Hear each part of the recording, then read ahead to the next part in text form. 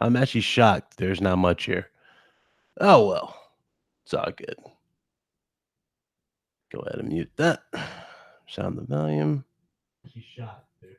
Okay. So that sound good? Good. Let me turn this down. And we shall begin. All right. What's up, people? How y'all doing? What's going on? Oh, man. We are here. What's up, Kevin? How you doing? What's up, William? Christopher, what's up, brother? How you doing? All right, so the stream that you guys asked, well, a lot of you guys wanted me to do a video, but I figured why not just do a stream? Let's just talk about this, have fun.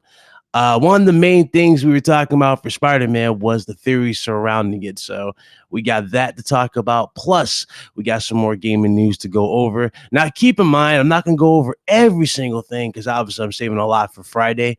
But some cool things to talk about, definitely. Okay, what's up, Michael? What's going on? Crossfire, what's up? Dark Link, what's good, brother? Billy, what's up?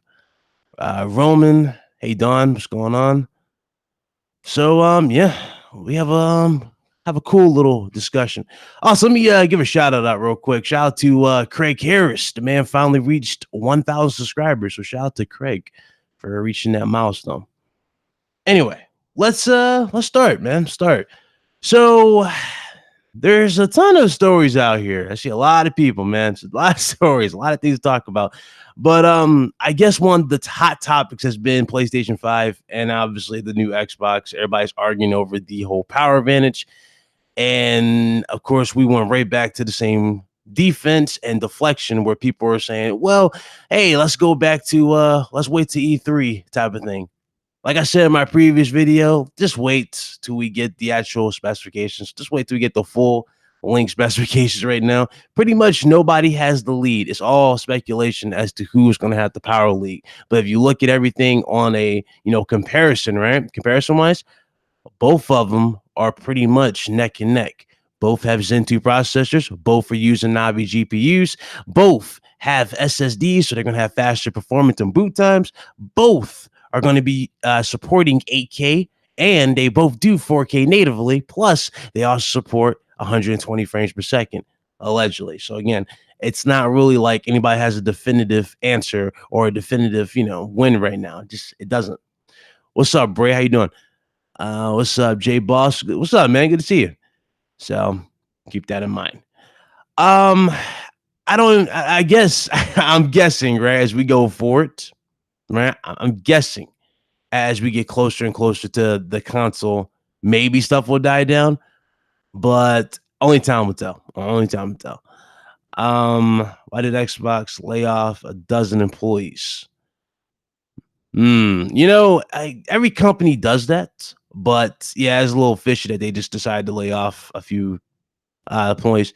What was it for? Was it for their game division or was it for another division that they're working on? I just remember put the you got the article, put it in the description, put it in the actual chat. What's up, JP Loco? What's going on? I read Mysterio and Sandman and Spider-Man 2. Oh yeah, we're gonna get into this, man. We're gonna get into this. Everybody tweet this around, man. Share the video around. I didn't even bother to tweet this. I just figured I'd just start it, but share it around. Let's start, man. So I guess I'll just start with the Spider-Man portion. Since I know that's one of the main things a lot of you guys asked me for was the Spider-Man portion. So let's go into Spider-Man. The potential bosses and potential setup for Venom. All right. So what do we know about Spider-Man so far? At the end of Spider-Man, this is what we got, right? And spoiler alert to anybody who has not played Spider-Man, if I highly recommend you probably do not watch the stream if you have not beat Spider-Man and you do not want to be spoiled. So keep that in mind. But for Spider-Man, this is what happened. All right. So we lost Aunt May. Obviously, that was the big loss. But at the start of this game, we found out quite a bit.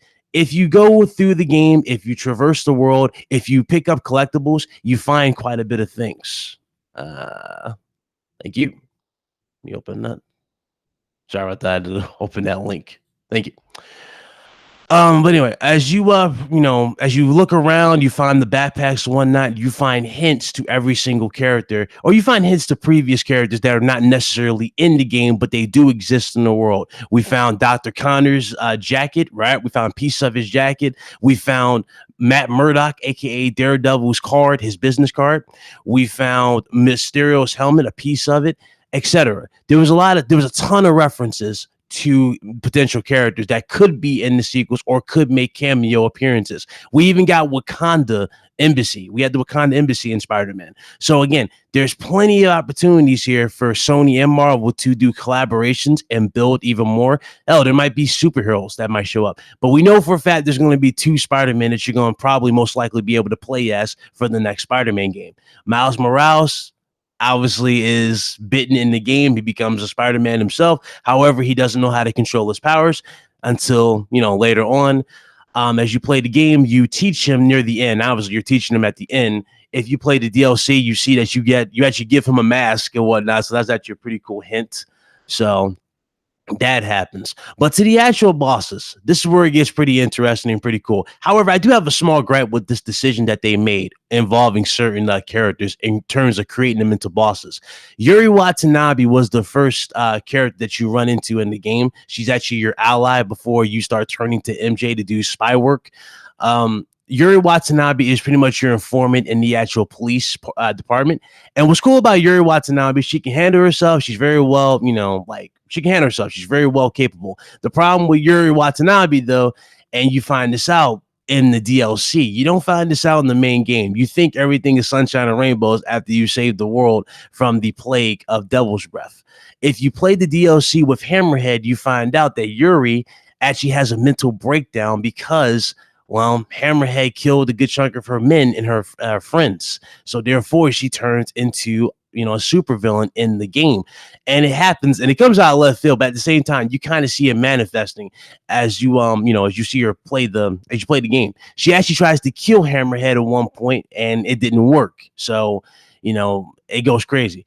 But as Hammerhead, he takes a bullet to the head from her. He doesn't die. He goes and gets modified. He becomes a cyborg. Yuri Watanabe decides to take crime in her own hands, and that she becomes a anti-hero. Or really, I wouldn't even say she's an anti-hero. I would say she's more of an Avenger.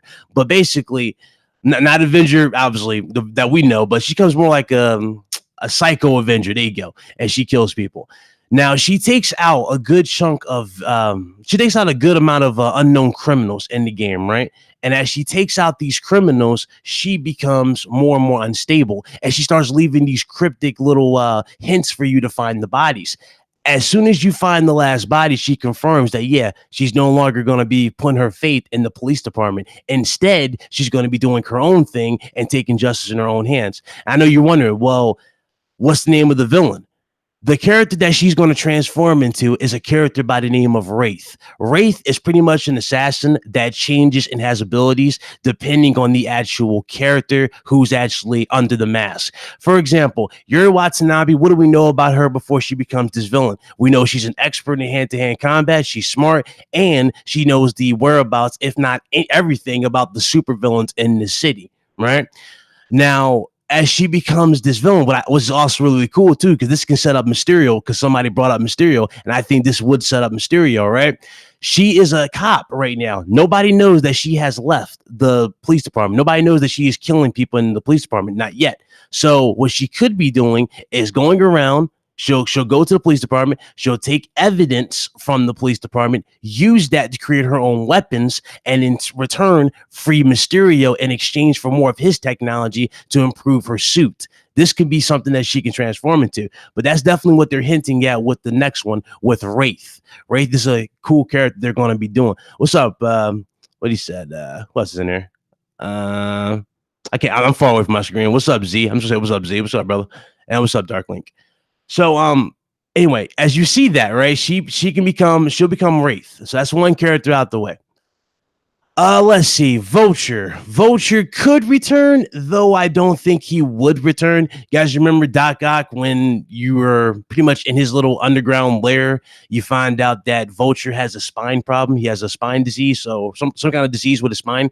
Or condition with his spine where he can barely walk and function. So I don't think he would be returning like that. Plus, he took a nasty bump in the actual final fight between you and him and Electro. So I don't know if he'll actually return if in the sequel, but he could return. He could have a cameo. You know, you never know. You really never know. He might return. So there's that one.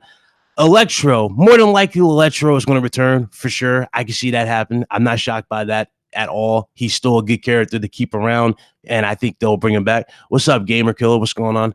Rhino, again, another one. Yes, I can see him coming back. Scorpion, definitely. No problems there. I see Scorpio coming back. Who else can come back here? Obviously, Doc Ock. Doc Ock was set up pretty well. We saw the fall of him from being Dr. Otto Octavius to becoming Doc Ock himself. So there's that. He can definitely be coming back for this one. Who else to go through here on this list here? We had Norman Osborn. Norman Osborn. What's up, Paul? Norman Osborn was a cool reveal in the game. There was some cool stuff for the game. They actually did some hints towards the movie with it. Yeah, thank you. Kingpin. Forgot about Kingpin. Thank you. But Norman Osborn was another cool hint for the game. They hinted at a few things. What was cool, I don't know if y'all noticed, y'all played the game. Y'all noticed the pumpkin bomb prototype grenades that were on the table? You notice that they look exactly like the Sam Raimi versions, only they're purple. They didn't make them look gold like in the movie. That was a cool little hint. I noticed that. It was a cool hint. But those were in there. We know for a fact that he is planning to go to even more drastic measures to save his son, as we saw the prototype for the glider and we saw the prototype for the Goblin helmet. The Goblin helmet that you guys pretty much wear to find the secret base, you find that in his actual house. So that's right there is in the game. Obviously, the glider does not make a cameo. Well, it doesn't make a physical appearance, but it is a cameo in there with the blueprints. We know that the bombs and the grenades are in there. Obviously, there was that. And we know for a fact that Norman is looking into more biological weapons to find cures and as well as other secret tech. So there's that. Now, this is where we get into the Venom portion. And this right here, now, this was the coolest part about this game. I love this about this game. I like how the game ends like this, right? You think it's over, and then Norman goes into that secret room that MJ found later, right? And this is where the theories going to come into play. But you go into that secret room, and here comes Norman. Norman walks in there. The very container opens up, and you see Harry in there floating in the water. You see him in the water, and you see the symbiote on him. Now, a lot of people had this theory that maybe the symbiote was trying to break out.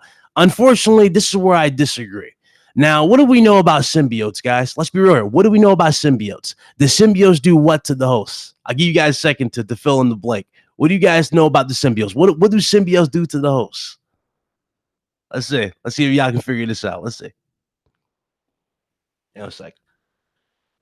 Let's see if y'all can figure it out. What does the symbiote do to the host? Aside from giving them, a different appearance, what does the symbiote do?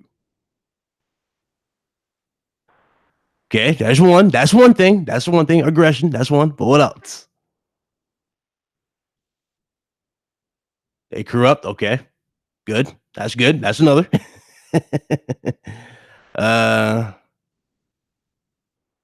What? Anybody else? Anybody else want to add anything? Take control. Okay, good. The proper answer for this is that the symbiote amplifies characteristics of its host. One of the main things that it loves to amplify is indeed aggression. Now, since Harry is sick, what do we know about Harry? Harry is sick. He's got cancer pretty much, right? He can't really do much. He's weak. So the symbiote can't really do much for him, right? It's not really going to help him as much because you think about it, what has the symbiote learned from Harry? You know what I'm saying? It's just a regular blank canvas. It can't really keep him alive. The only way for this symbiote to actually help him is if it was already connected to somebody stronger and have more knowledge from that particular host. This is where Spider-Man comes into a play. Notice how if you go back to the Venom movie that we just saw, right? Venom doesn't web swing. Venom doesn't web crawl. Instead, he uses his claws to dig into the ground and to the walls and climb up. This is where these things come into play. Venom didn't know web crawling. Venom doesn't know web crawling. He doesn't know web slinging and all that until he attaches himself to Spider-Man. That's how he gets these abilities. All the abilities that Spider-Man has, the suit grants, or it learns from Peter because You know what I'm saying? It was attached to him. So since it never was attached to him to begin with in this particular storyline, it doesn't necessarily do anything for Harry right now. Hence why Norman looks like he's depressed. And what's even more telling about it too, they pretty much give you the hint or tell you that it's not going to work, because when Norman puts his hand on the glass, right, you notice the symbiote tries to grab on the Norman. It tries to reach his hand and attach his hand because it knows that Norman is a better host than what Harry is. So this is where the theory comes into play. What's up, John? But this is where the theory comes into play. So if you go into the situation with the one and only Peter Parker, but real, let's go back. Let's go back to Detective MJ here, right? Because MJ was the one who found out the room, even though she doesn't know Harry's in there, but she found out the secret room. She's seen everything, right? She knows the secret code. We know for a fact that Harry, or I'm sorry, not Harry, but MJ and Peter are now back together. So we know they're back to being a thing. That's confirmed. We know that they confirmed at the end of the game. So the theory is since Norman cannot find a cure for his son, he's going to start experimenting on himself to become Green Goblin. Obviously, it's going to play out very similar to how you might see in the movie, but not exactly a carbon copy. I do believe he's going to take some super soldier serum and become Green Goblin and just, try his best to save his son. Because he's desperate at this point. He's desperate. Devil's Breath almost wiped out the population, right? I think his run as mayor is in jeopardy. So he has really nothing else to really stop him from trying this. If you look at the whole situation with Dr. Octavius doesn't help the situation either. So again, it all kind of fits into play here. If you look at the situation now with Harry, let's go back to Harry and MJ. MJ doesn't know he's in the tank, but she knows about the room. She knows about the spiders in the room. So I'm pretty sure MJ is going to tell Peter about that secret room. And Peter and you are going to eventually go to that room as you are dealing with Green Goblin in the sequel. As you go and you find that room, that's when Peter's spider sense might go off and the door might open. He might open the door and he'll see Harry in there. And of course, like in traditional Spider-Man form, in traditional Spider-Man form, right? Peter will open the tank and there's the actual symbiote. It will latch itself onto him and he'll become your Venom version, or he'll become the black suit of Spider-Man. Now, granted, it probably won't happen that easy, right? I do believe something else might happen. Like, for example, he'll go in there, he'll see the tank, he'll look on the computer, he'll find out that Harry does indeed have cancer, and you might actually go back to one of those research stations. Now, you notice how that was kind of one of the big aspects of the game, was you doing those little mini games for like cures and whatnot. You might actually go back and do something like that and create somewhat of a small cure to help him, and that actually might bring him back. You know what I'm saying? That might actually help Harry get out the tank, and in turn, that might release the symbiote, and the symbiote would attach to Peter. It's tons of ways to do this. A lot of people, I remember people were talking about Green Goblin being the Venom. I just don't see that happening. I just don't. I don't know. It doesn't fall right into play with me. I don't think that makes sense. So that's just my theory on the matter on that one. It's cool. It's a cool little one. But there's more. There's more to it than this. Let's see. Sable or Silver Sable. Will she return? Probably. Probably she'll return. Probably.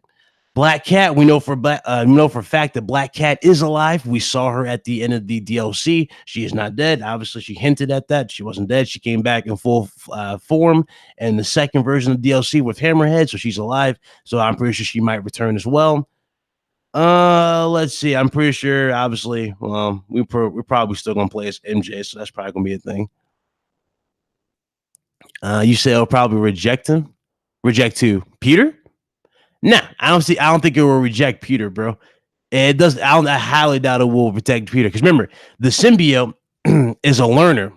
It has to attach to something stronger to gain more abilities. You know what I'm saying? But it also amplifies them. By amplifying them, it's also learning web crawling, web shooting, all that it learns naturally just from being on Spider-Man. Even when he's not on the like putting on the suit, it's already learned that. It's absorbing that information that it took prior. So that's everything. You think you will heal him? I'm not sure if this again. I don't think it's healing him at all. Remember, look at the scene. I probably should have done this in OBS. You guys look at the scene, but notice the symbiote is not really. It's like it's reaching out to something. It's like trying to reach and grab something more powerful to help him. You know what I'm saying? It's not helping like that. So I don't know. I didn't miss much, man. You didn't miss much. We're probably. Hold on. Let me bring this back. Yeah. Yes, we'll probably definitely see the black suit. I can see it happen. Black suit definitely is going to be a big attraction for the second one. I mean, why? I mean, we know for a fact why we didn't get it in the first one, right? We know for a fact because they were sequel baiting. We got the Venom in the tank. Oh, excuse me. We got Venom in the tank, so it makes sense for them to sequel bait you like that. And we had the Octo suit. The Octo suit is basically that prototype suit that you make when you're going against Octavius's technology. So that suit is probably the closest you'll get to a black suit of Spider-Man, obviously in the game. So they did that. But you know, there's so much they can do with the Spider-Man story right now. It's like it's crazy. What's up, Manny? How you doing? So there's plenty they can do with the story. So they eat them slowly. Who eats them slowly? So I missed your comment. I know what you're referring to. Are you talking about the symbiote? Uh, uh, you said you think the symbiote is probably keeping the cancer at bay. You know, that's a good theory. It could be. It could be. But again, is it really healing him? Is it actually, curing his symptoms? Again, I don't think it's curing his symptom. It probably stabilizes him, right? But I don't think it cures the symptoms. And this is where I think Peter will come into play with the cure that he might create. But again, it could be much more drastic than that. They might go and bring a whole new character in the mix that actually might cure him and then lead to Venom and whatnot. But it's so much they can do right now, and we're not even getting into Carnage or whatnot. So you said the symbiotes eat you slowly in the Venom movie. Yes, I do remember that. However, let's be a little realistic here. When it comes to the games, the Venom suit doesn't really do that. Not in the game wise, right? Like they're not really at danger. The only thing that's at danger for them in the Venom or in the games is their sanity, right? So I don't think they'll actually add that element to the actual game. I don't think they'll add that. They could add it. They could add it, but I don't think they'll add that to the game, bro. I don't see that happening. But who knows? That's a good topic for another one if they do add more to it. Let's see. Yes, definitely, man. You don't sequel bait like that if it's not gonna be in the sequel, bro. Oh yeah, symbiotes are definitely going to be there. I don't know about Carnage though. Carnage might not show until Spider-Man 3, but we shall see. We shall see. Report to Sandman were also in there too, but I'm not really that hyped for Sandman, to be honest with y'all. I think Sandman is a little overdone. He was cool to look at in the Sam Raimi movies, but in terms of games, it's kind of overdone at this point, right? We saw him in Spider-Man Shattered Dimensions, obviously Spider-Man 3, the game. So, I don't know. He's not really a character I'm looking forward to really dealing with. Or I'd rather deal with Mysterio than deal with him, to be honest with you. I think next Spider-Man 2 will start with Miles Morales and Peter Parker will be his mentor. Yes, that's what they're setting up to. That's another thing they showed with it. Probably see Venom and Horizon with Green Goblin. Yeah, that's pretty much what I just said earlier. But yeah, yes, I agree. What's up, Impact Fire? What's going on? What else? They got anybody else want to add anything else to this? Kingpin is untouchable. I'm not really worried about Kingpin. He'll be back. He runs the damn city. He's the biggest crime mob and the crime boss in the game, so he'll be back. Let's see. William Hughes. What if the symbiote attaches to Miles? That's actually a nice little plot twist. They might go that route. That's a cool route to go. Attached to Miles. Give us black suited Miles Morales. Will they do it though? Maybe they'll do something different though with that. You know what they'll probably do, to be honest with you? since you're more than likely going to be playing as 2 Spider-Men, and I'm pretty sure they're going to put more emphasis on the Peter Parker scenes. Remember how we always switch in between Peter Parker and the actual Spider-Man character itself when we're doing stuff at the homeless shelter?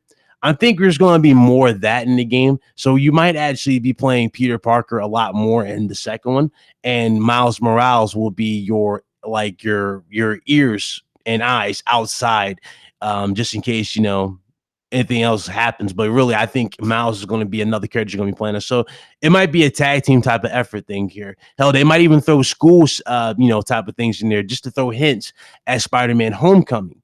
Remember, Miles Morales is in school, right? So they could do something like that too. Have Miles be in school.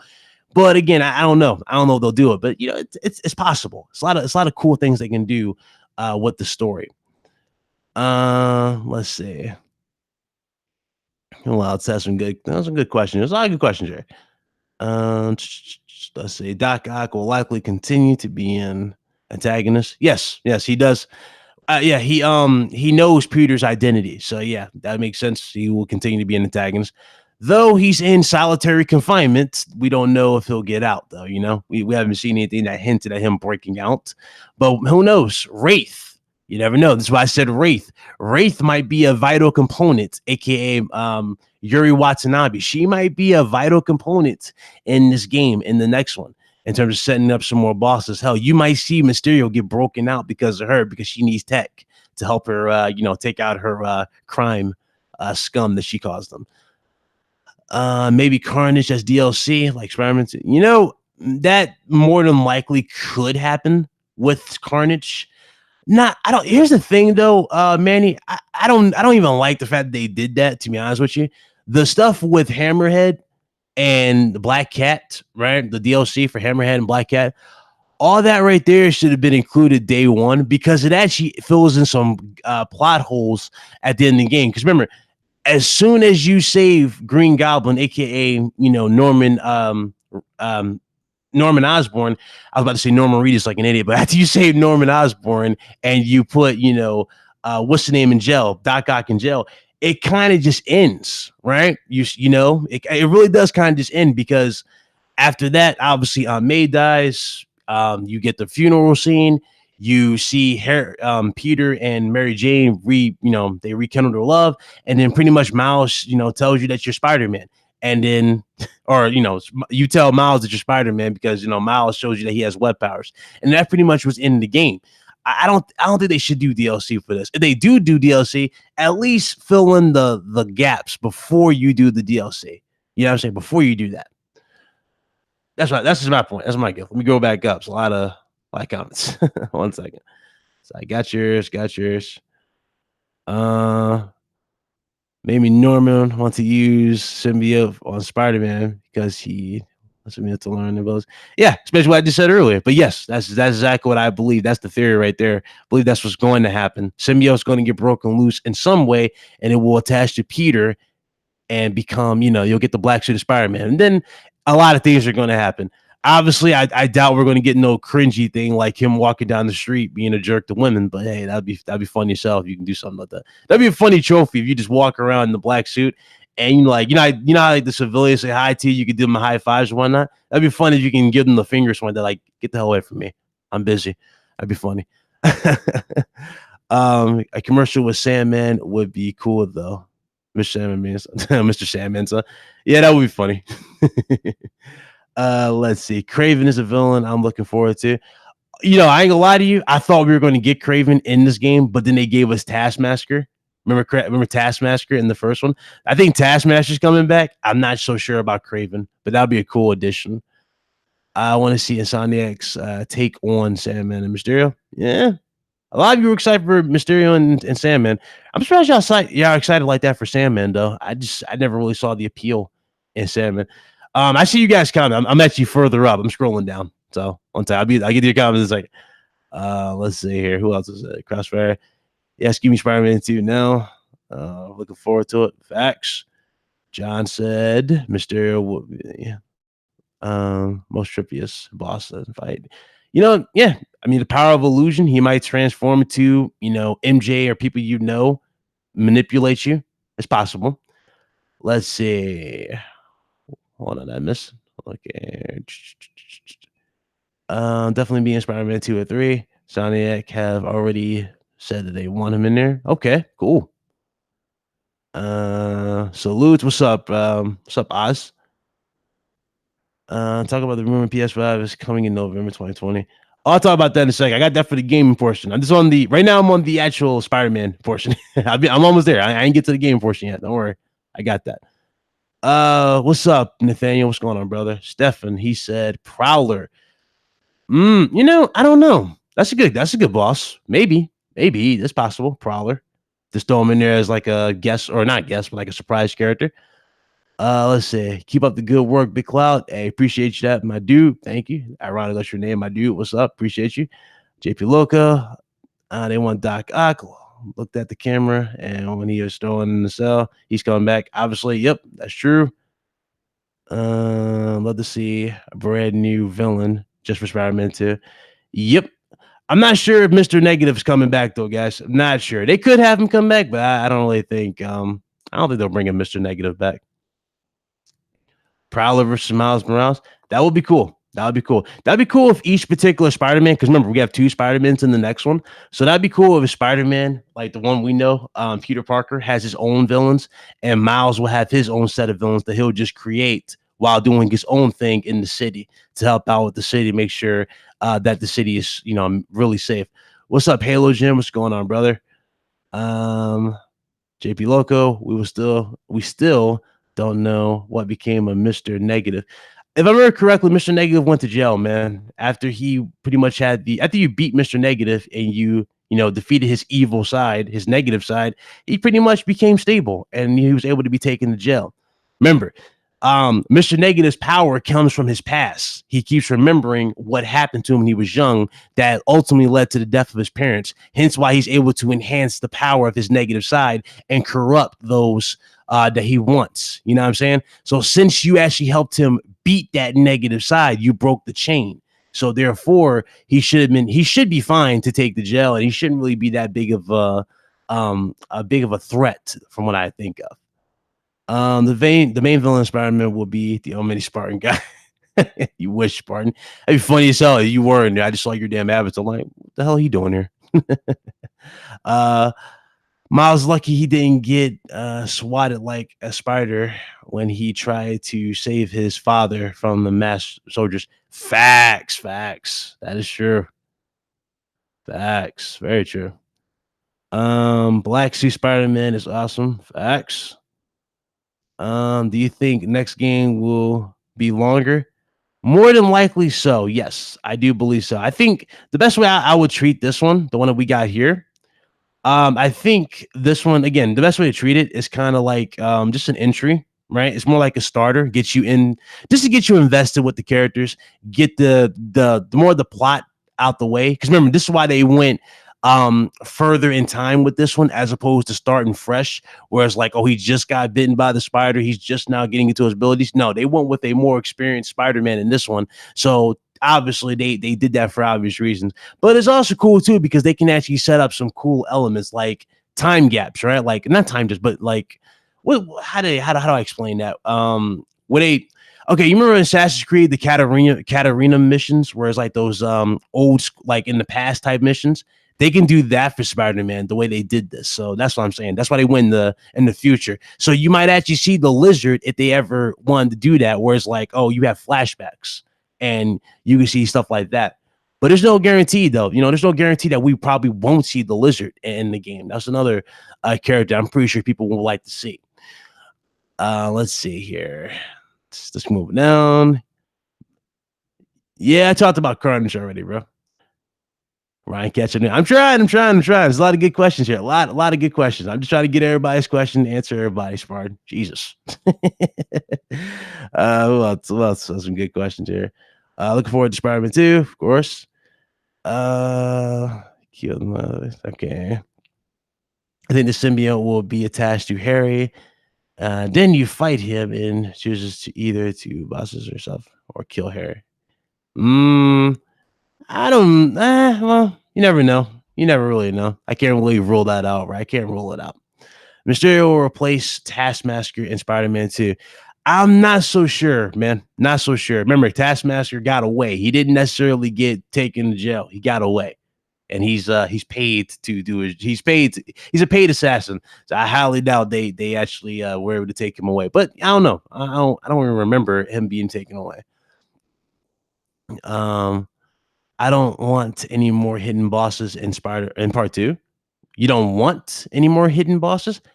Come on, why not? I mean, we had Tombstone. Tombstone had a dope intro when he crushed dude's head and he made him shoot himself in the face. Remember that? I mean, when he made him shoot him in the face.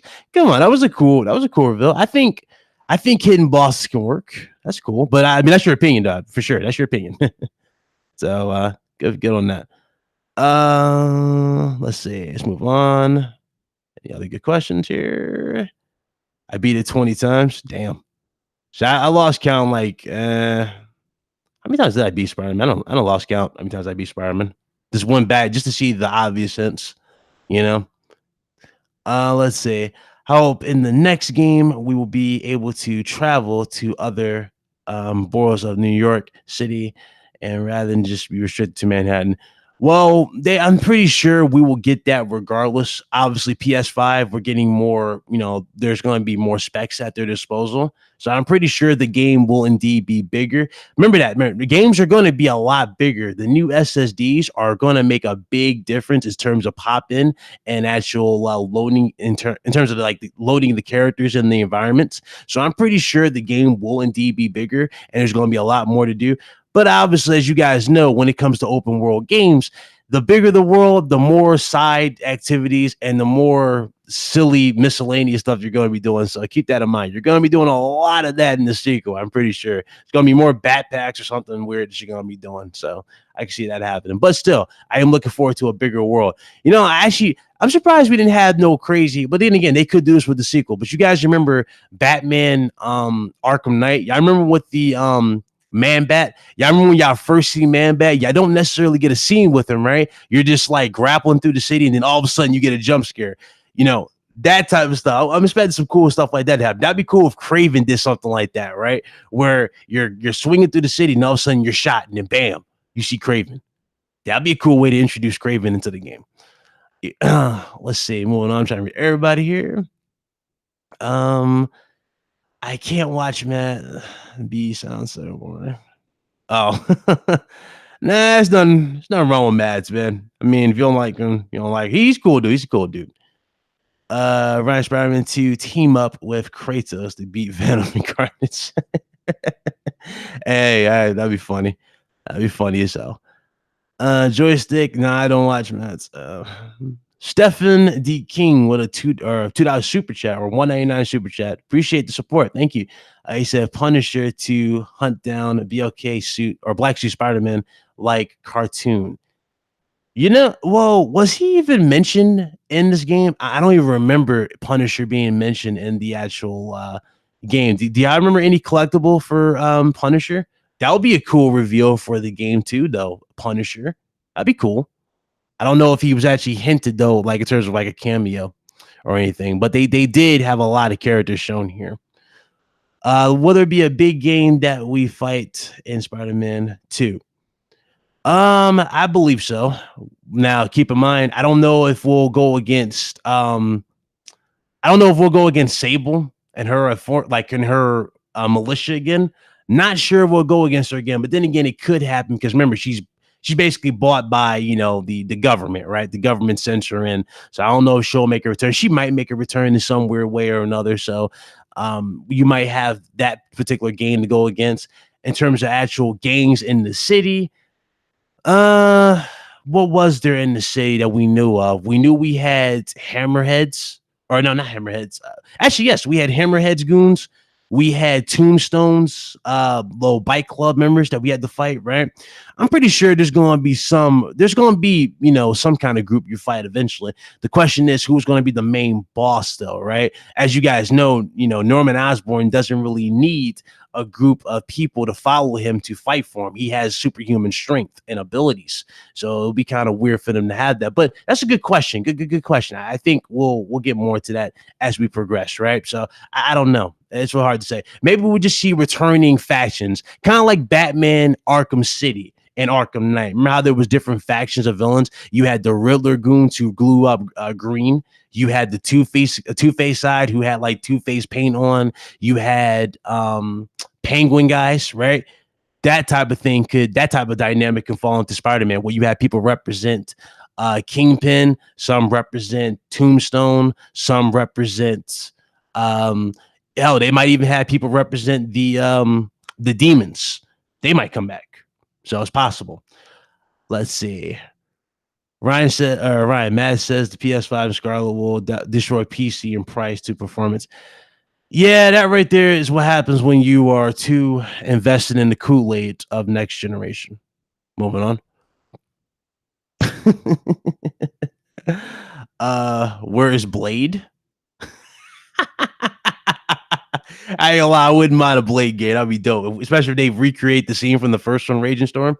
I like that name, by the way, that geese reference.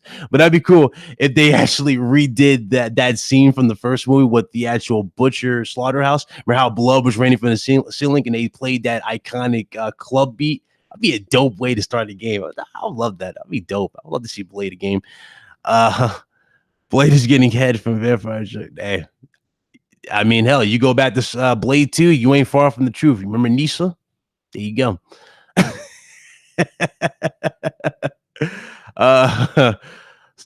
Stark most likely will return as AI in future Marvel games or films. They had to kill him off to make way for all the female characters.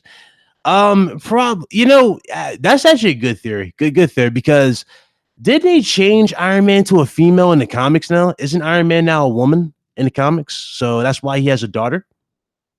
Right? Isn't that a thing now that he has that thing going on? So they did that in the comics. I mean, Mysterio will replace Taskmaster. Okay, yeah, I can see that. Taskmaster challenges. Imagine Mysterio stylized challenge.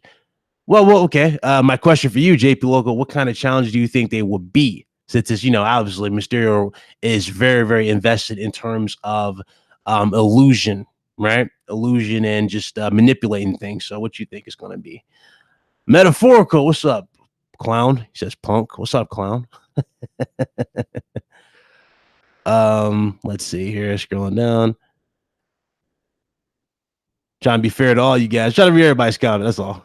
I'm a little ahead. I'm not that far off though. Not that far. That would be awesome. I would say Mysterio, Craven, the Hunter, Venom, Sandman, Kingpin again, Green Goblin, and Hobgoblin, Taskmaster, as well as the Punisher as the hidden boss, and the Lizard. Oh, that would be lit. That would be lit, Mr. Parker. That'd be lit. That would be lit. Imagine Spider-Man and Batman Arkham Origins game together. Oh, you just try to destroy people with nostalgia, right? You just try to do like a overload, a collaboration. Hey, as long as it makes sense, unlike Batman v Superman, right? No offense to those who like Batman v Superman, I just didn't think it flowed. It didn't flow very well in terms of what they did.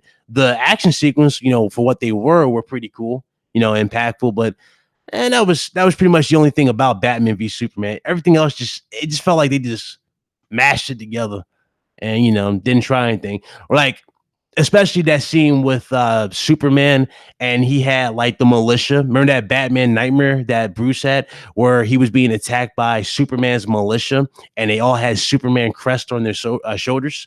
Remember that?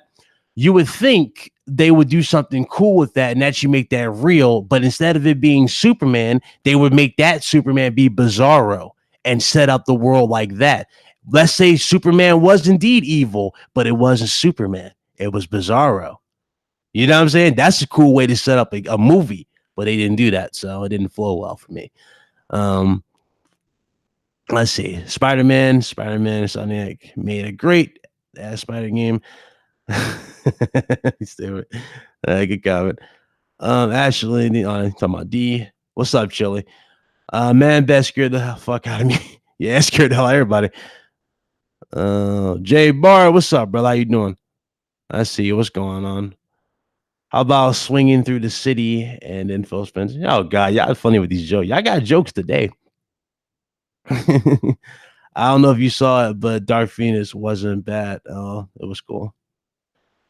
I saw a little bit of. Well, I saw a little bit on YouTube. I don't know if I'll watch it after what I've seen, but I don't know. I might give it a watch. Who knows? I'm hearing bad things though. That's the thing. Hearing real bad things about the movie. I'm actually, to be fair with you, I'm actually more excited for Child's Play than I am for watching that Phoenix movie. I know it's sad. Spider-Man team up with the X-Men. That would be dope. Sick humor will be TLC for Spider-Man. Stupid. Kratos, be better. Spider-Man, be greater. Hey, that's cool. Now I heard nothing about Punisher for Spider-Man. Yeah, that'd be cool. That'd be cool, but I didn't hear anything either. Consoles can never destroy PC. This isn't 20. Yeah, facts. It can't. It's impossible at this point. It really is impossible. Technology's evolving too fast for PCs. Scrolling down. A lot of comments here. Sable might get hired to catch Venom. Good point. Loco just found out Mads is a nice. Oh God, here y'all go with Mads. Moving on. Y'all crazy with Mads. Wait, is Mads really triggering everybody or something? Am I missing something? Like I haven't really been watching Mads content. What's going on with Mads that has everybody triggered by him? That's what I gotta know. What's up, Council? How you doing? Let's see. Who else? Any other good questions here? Want to see Suicide Squad game? I'm not really invested in that, especially after the movie. I don't know. Maybe I don't appreciate the Suicide Squad like a lot of people do. So I don't know, bro. Not sure. I'm just trying to go through everybody's questions so I don't miss anything. What's up, Savage Lobo? He said, "What's up, Bit Luca?" That's funny. What's up, Diver? What's going on? He said, "Hydro Man or Hydro Man, Hydro Man." Doubt it. Craig, what's up, brother? Who else is in here? Man. Yes, I know. I said it. I'm more excited for Child's Play than I am for damn X-Men. I don't know why. I don't know why. I rather watch that than the X-Men joint. Everything for this new X-Men movie, this new Dark Phoenix movie, it feels like a carbon copy of what we got for X-Men Last Stand in terms of like what the actual Phoenix doesn't like they're doing much different. It just doesn't. So I'm not really that invested into it. I'm watching all movies on theater. Next I go watch Pokemon and Godzilla. The Joker movie is trash. Wait, what? You said the Joker movie is trash? What? No way. I refuse to believe that. I refuse to believe they screwed up the Joker movie. No way. That's DC's damn crown jewel right there. No way they screwed that up. No way. No way they screwed up Joker. Hey, Craig, you still there? Let me know in the chat if you're still there. Uh, but yeah, I don't know, man. I agree with you 110%. I do believe it ended with Logan. I think Logan was just amazing in terms of a send off for a character. It just flowed so naturally. If any character I want to see get a movie for, I would love to see X-23 get a movie. Maybe she gets a little older if they are considering it. Because I did remember they were considering that a while ago. They wanted her to get a little older. But man, X-23 getting a, with the same girl who played her in Logan. I'm sold. Like, you know what I'm saying? I would be sold on some shit like that. That would be lit. You want a link, Craig? I'm just talking about a few a few things here. Then I'll get into the game portion, but I don't know if you want a link. But I am so into that. That'd be so dope. Let's see. Trust me, that trailer seems like a good movie, but Joker movie, not like you think of. Oh way. I'm gonna hold you. I'm gonna hold you to that, Manny. I'm gonna hold you to it. I'm probably gonna, knowing Luca, I'm pretty sure I'll probably do a spoiler review of it with her on her channel because she usually does it too. Because I remember we did it for that movie, Us, that Jordan Peele movie. And yeah, me and her both kind of destroyed it. We didn't really like it. Like we like the concept, but the execution wasn't really properly done. It was just kind of forced. So that's what that was. All right, let's go here. All right, let's go here. Hangouts on Air is going away later this year for quick streaming. Try YouTube/webcam. Oh no. Well, YouTube is going to be annoying in the future, guys. They're talking about Hangouts is going away later this year. Uh-oh. So that means we're going to find other ways to do live streams aside from Hangouts. Not surprised, though. YouTube is silly. Let me go to Craig here. That's a funny statement. But then again, that makes sense, though. It kind of makes sense. Everybody's been having streaming problems, right? They've been cutting people's streams down, which is weird. Oh God. I sent the correct. Use Discord. Oh yeah, I know. So we pretty much invested into it. We're already there. Mixer. I never tried Mixer. Never tried Mixer, but more than likely we're probably going to be on OBS and just use the Discord, or we'll probably do more than likely it's going to be Discord. I'm pretty sure it's going to be Discord. Everybody keeps telling me to switch to Discord and just do more with the chat. Like I don't know if you guys want that. If you guys want me to play gameplay in the background while we're doing the RGT podcast, and like you would see the actual panel on like one side, and you would see obviously what we're talking about. You'll find like I'll put like our social media stuff that you can find on the screen. Also, I don't know if y'all would be interested in something like that. I could do that for the streams. So it's possible. I have a bunch of ideas for the Discord when it eventually has to become the norm, because it's going to happen eventually at this point, because YouTube is really shutting it down, which is scary. I'm not even sure why they're doing half the stuff they're doing, but it's just, I mean, it's Google, right? Ain't nobody really going to combat Google at this point. So it is what. What's up, Andrew? What's up, Jamer? What's up, Mr. Craig? How you doing? Yo. What's going on? Not a whole lot. Still, just heard another podcast where they keep saying that Sony's going to put games day and date with a PS Now. I guess this is the they don't understand it. If in cans or pots and pans, we'd all be goddamn cooks. But that's kind of what they're banking on, I guess, is that Xbox is going to post all these numbers from Game Pass, and everybody's going to be on Game Pass, and nobody's going to be buying games, and therefore people will stop owning their media and just rent it. So that's seems to be what's happening. So Microsoft's going to start posting numbers here, but won't matter because Sony announced what they're doing with the PS5, and if they were going to put games day and date with a long term, that's silly. So okay. What you have to say about this little comic book talk, this little Spider-Man talk? Or what you think about potential bosses of Spider-Man 2? I pretty much went through everything. I don't know if you missed it. I went through everything. Oh, they got a lot of bosses they can do. So I think they have like 800 characters with Spider-Man. So did you play the DLC? All of it? All of it. So they had a lot of bosses. They had Tombstone in there. They had, they could cross a lot of people over. The next one's going to be Norman Osborn with it'd either be Hobgoblin, probably the Hobgoblin version of Goblin, because that's ultimately where it's headed. Yeah, we saw the pumpkin grenades, which look exactly like the ones from Sam Raimi's movie. They were purple though, so that was a cool reference. Diver said, "Try and see what happens." Yeah. Well, I'll see eventually. I'm gonna try it out eventually, Diver, definitely, but not right now. Obviously, I don't know if you heard. I don't know if you see the message in the actual Google chat.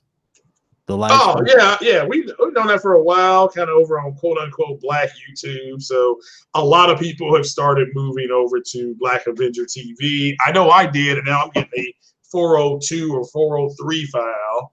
So I'm waiting to hear back. So I have no idea how to correct it. And but yeah, I mean, you're still going to be able to do like what you were doing, but you're not going to be able to invite people. And yeah, there's a different way to set that up. And it seems like the more logical thing to do would be to either do that or the Discord, or maybe find another way to do it. But I'm guessing I guess just do it through Discord, since we have it here on the channel. So yeah, you can, I'm about to say that's what a lot of people are going to start using the OBS Discord. And so I'm gonna have that probably be the thing. Have gameplay played and have like a little bar section, show off everybody's Twitter, where to find them, PSNs, etc.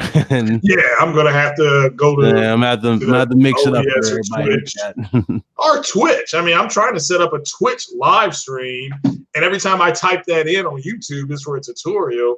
It doesn't give you one. It shows you all this other stuff and putting up a green screen. Well, I mean, I had an idea for Twitch for the channel too. I don't know if y'all would be interested. I forgot to ask Nancy, but if we made an official Twitch for the RGT, so everybody has access to it and they can stream and do whatever. Everybody can react. That'd be cool. But if you like a home site, you're talking about almost a home like a home site. Everybody contributes their own thing. For example, I can show people. Because somebody asked me a while ago, how do I make my videos? I don't know if anybody would be interested in like that, but I could do that on Twitch. Show you guys how to make a video like mine or something. I would look in. I would support that. I would look into that as far as because that's what people are going to have to do as far as gaming. It's either going to be Twitch or just do it on OBS. I mean, I finally figured out how to center my OBS picture. It kept on going to the right. I have no idea why, but I think I finally fixed it. So because it was all the way it was tutorial, it was wrong. Because I guess there's like 50,000 different Streamlabs. There's like 3 or 4 different ones, and so finally I'm like, somebody was just like, oh, just click on the picture and it'll say center, and that's it. And I said, oh, that's exactly what I did, and that centered itself. So okay. So, yeah.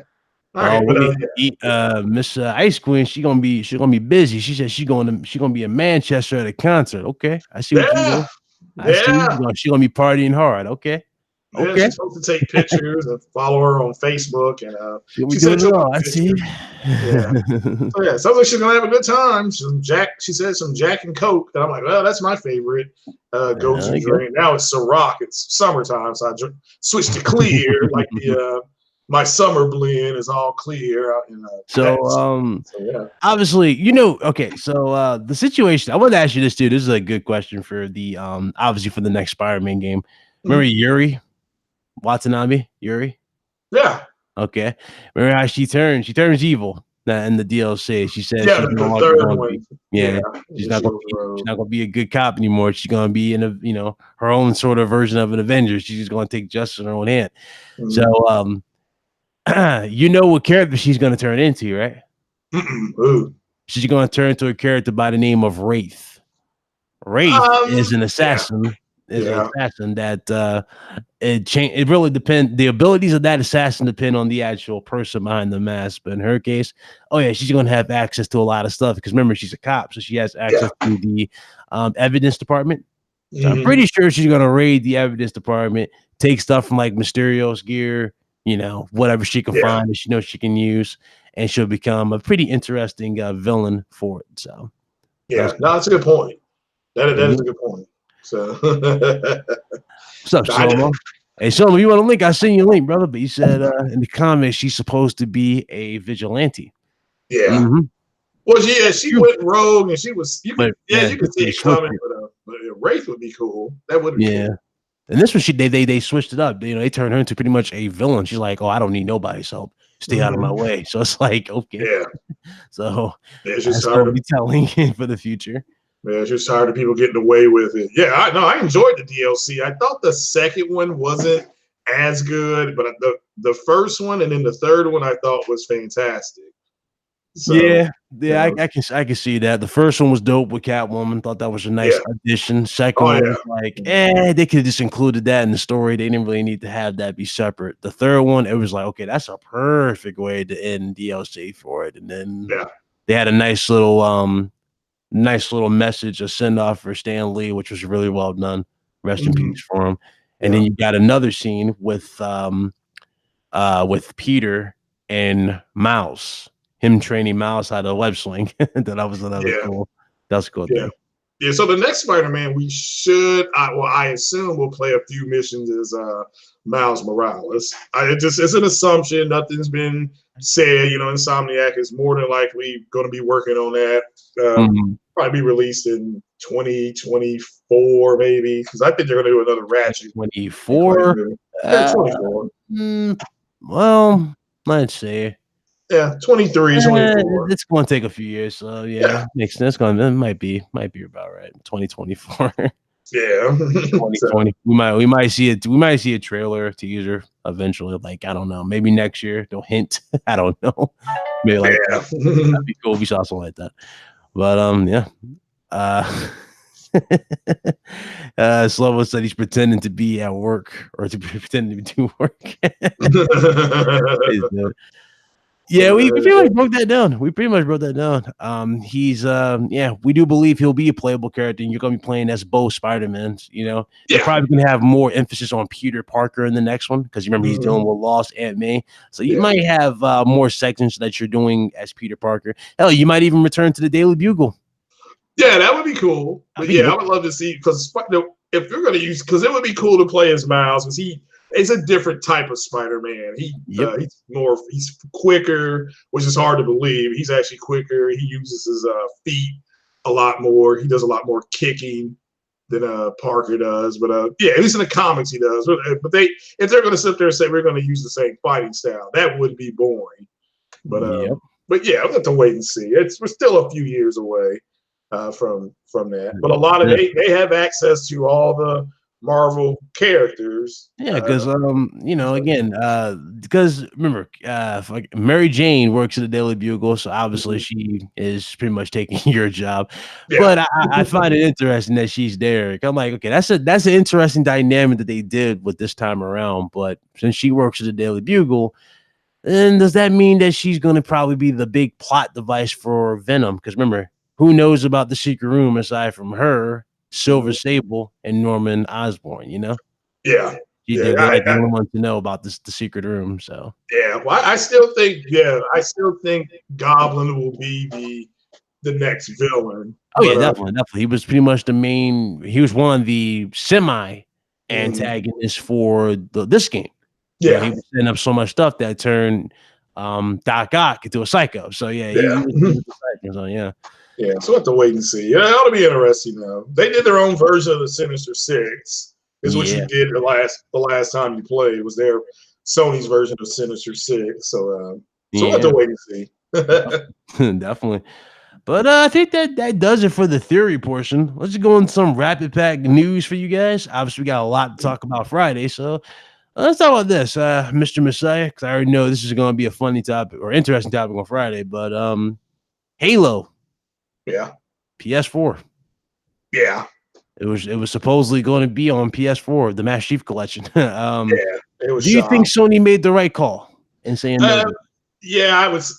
Yes and no. I mean, it would have been funny to see it, but allegedly a little more information came out, and Xbox they wanted you to use Xbox Live, and like the person that said it would be a snowball's chance in hell, but they finished by saying Nintendo said yes, so they won't completely shut the door, but more than likely, if they were to work something out, they would just have to say, look, if you want to put it on there, that's fine, but we're not going to use Xbox Live. You just want to publish it though to the platform. We'll let you publish it, but but we're not going to have Xbox Live, and that means no crossplay because that's what people are wanting.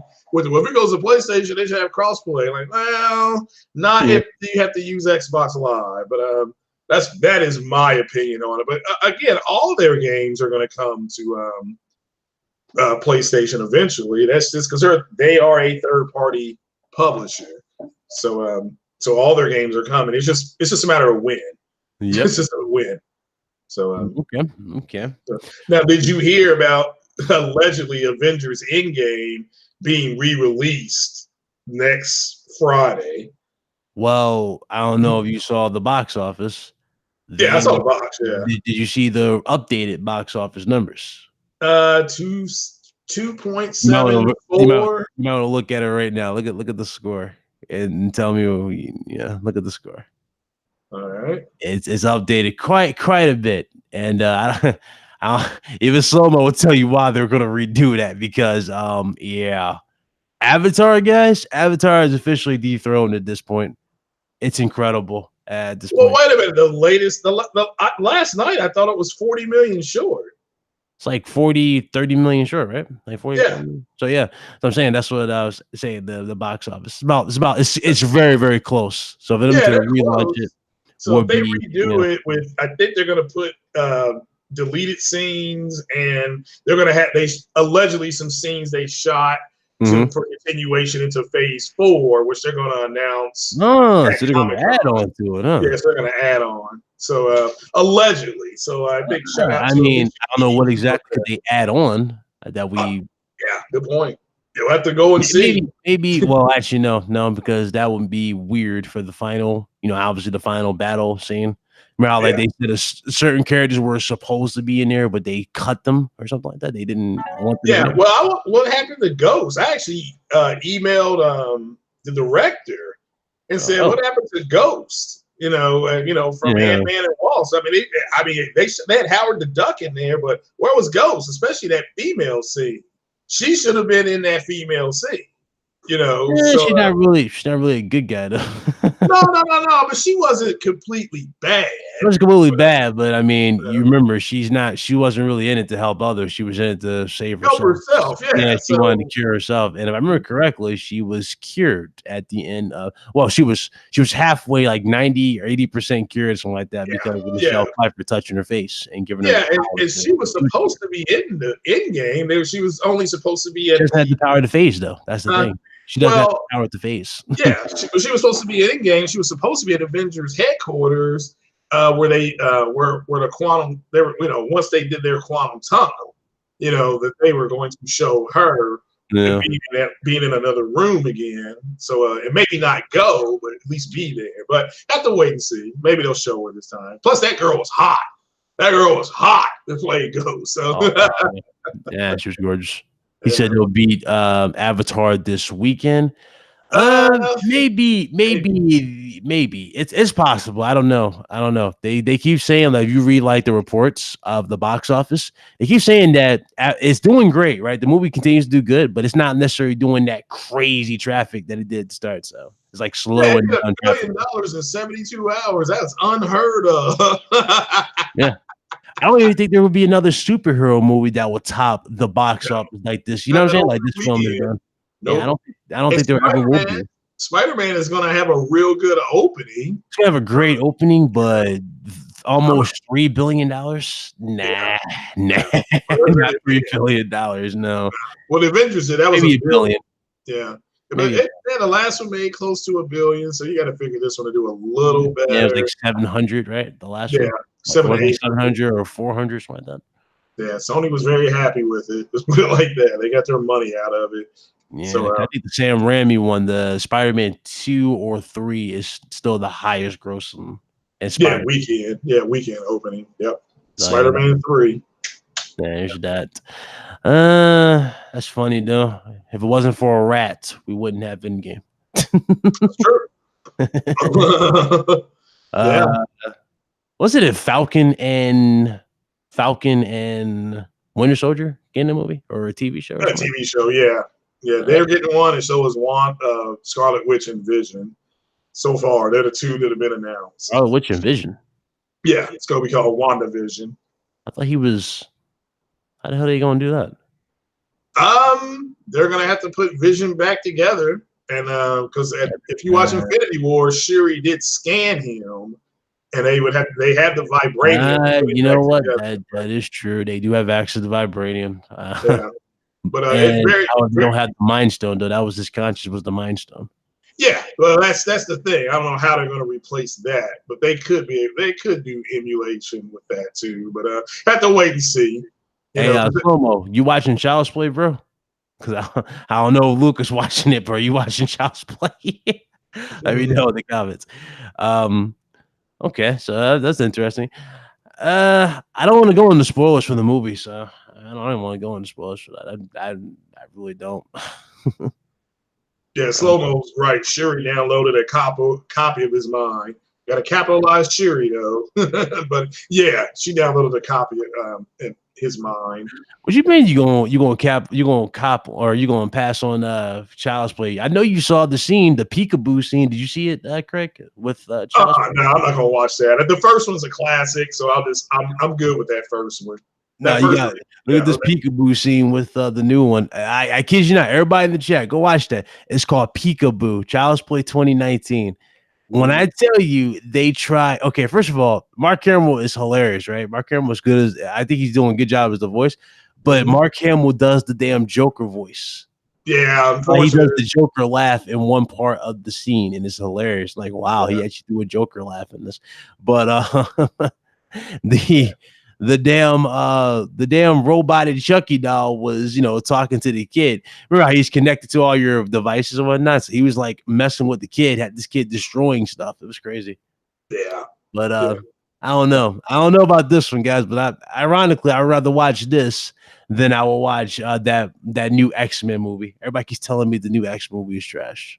It is trash. Yeah, it's trash. Everybody keeps telling me how bad it is. Yeah. And I don't believe it's that bad. It can't be that bad. Well, like X-Men Last Stand wasn't that great, even though I think Famke it was worse than that though. It was worse than wow. Worse than that? Yeah. It was worse. So who's a better Jean Grey, would you say? Is it Sophie Turner or Famke Janssen? Oh, well, by far it's Famke because they developed her character a little better. Poor Sophie is I mean, she does what she can. Damn. Are y'all kidding me right? Are y'all trolling me right now in the comment section? Slomo said it's so bad the director actually apologized about the writer did. Yeah, the writer. I mean, yeah.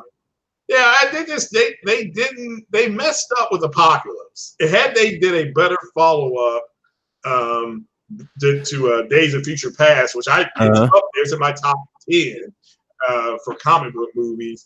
Had they done just a better follow-up, doing Apocalypse, that story was just going to be too hard to do because of the Fox deal with Marvel, and it wasn't done yet. Now they could actually do Apocalypse the right way. Yeah.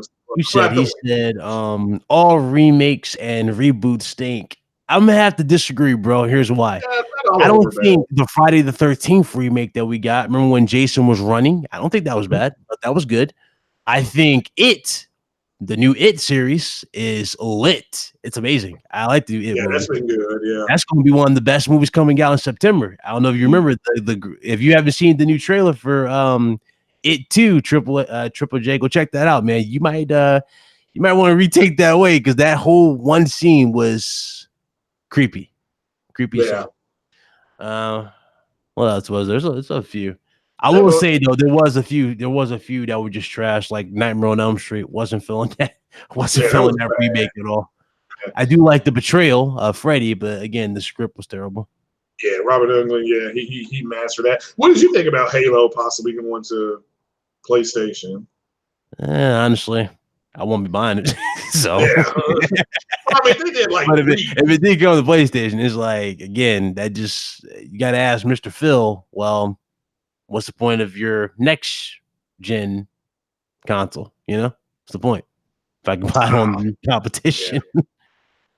Yeah, well, that's true. Yeah, I'm not getting another Xbox, so and I've had all of them, so I'm good. But I mean, their fan base is just retarded. I mean, I've heard so many if this happens and when this happens, and it's ridiculous. Like I said earlier, there's a podcast on earlier, and they're like, Sony's gonna have to do this too. Sony's gonna do this too, and it just kind of reminds me of what Jay Barry was saying. Barry's like, no, they're unhappy with what Microsoft is doing, but instead of them just leaving the console and selling it and getting a PlayStation and still playing the same pretty much games, they don't want to do that. So, Yeah. He said Friday 13, 2009 was lit. See, yeah, I like that movie. I don't know why people would complain about that. I thought that was lit. Like him actually running, Jason actually having booby traps to find out where you are, which basically solves that riddle. You remember how like Jason and all the other ones before that, he used to always just like teleport behind you and knew exactly where you were. And in the 2009 version, he had traps everywhere where they were attached to bells.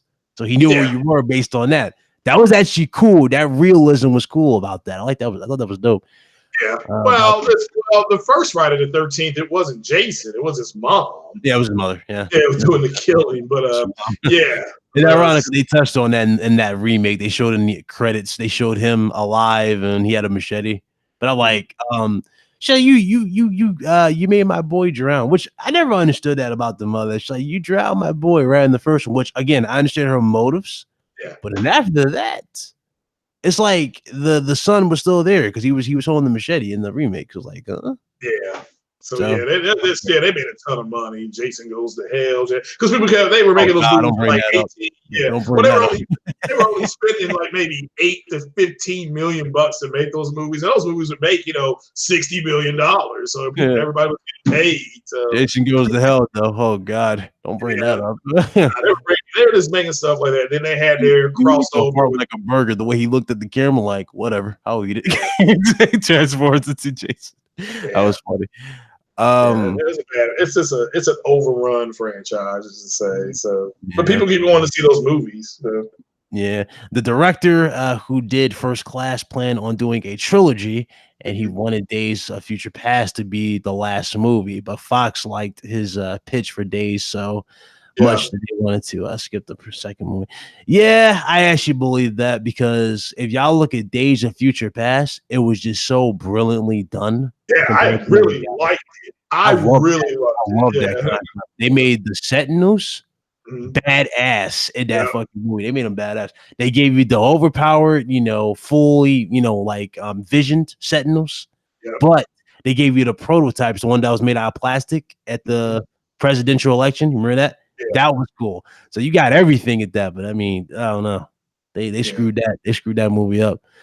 Wolverine didn't have the adamantium, but he had the bone claws, which I thought was a nice little twist. I like that little twist. I thoroughly, it's what they sent his conscience back. Yeah. And, so it wasn't like, time travel in the normal sense. It was just, I liked everything about it. Yeah, I thought that was just a good movie. A lot of people didn't like it. They read the comic book. I don't blame you. I did read the comic book, and it was a lot different. But this kept the spirit of it, right? And no, I thoroughly enjoyed it. Yeah, I thoroughly enjoyed it. But that's why Apocalypse was was so bad. Yeah. It was a good reveal at the end. It's okay. We got Apocalypse. Okay, this is gonna be lit. Yeah. Second one. As soon as you get Apocalypse, what did I just watch? Yeah, what did I watch? Yeah, he got big that one time, and in the comic books he's big all the time. His concept design was just horrible.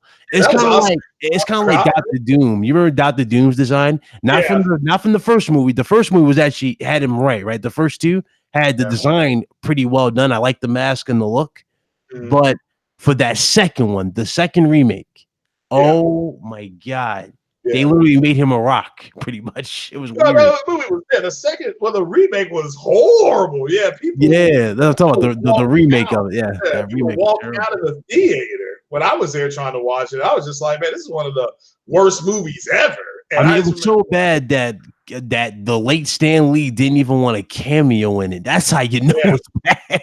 If Stan doesn't want a cameo, because Stan was in every single. Yeah, I remember he's in every single Marvel movie. Yeah. In one way, shape, or fashion, he is in there with a cameo. Even with what a lot of people actually believe to be one of the better Hulk movies, which was the Incredible Hulk with Abomination.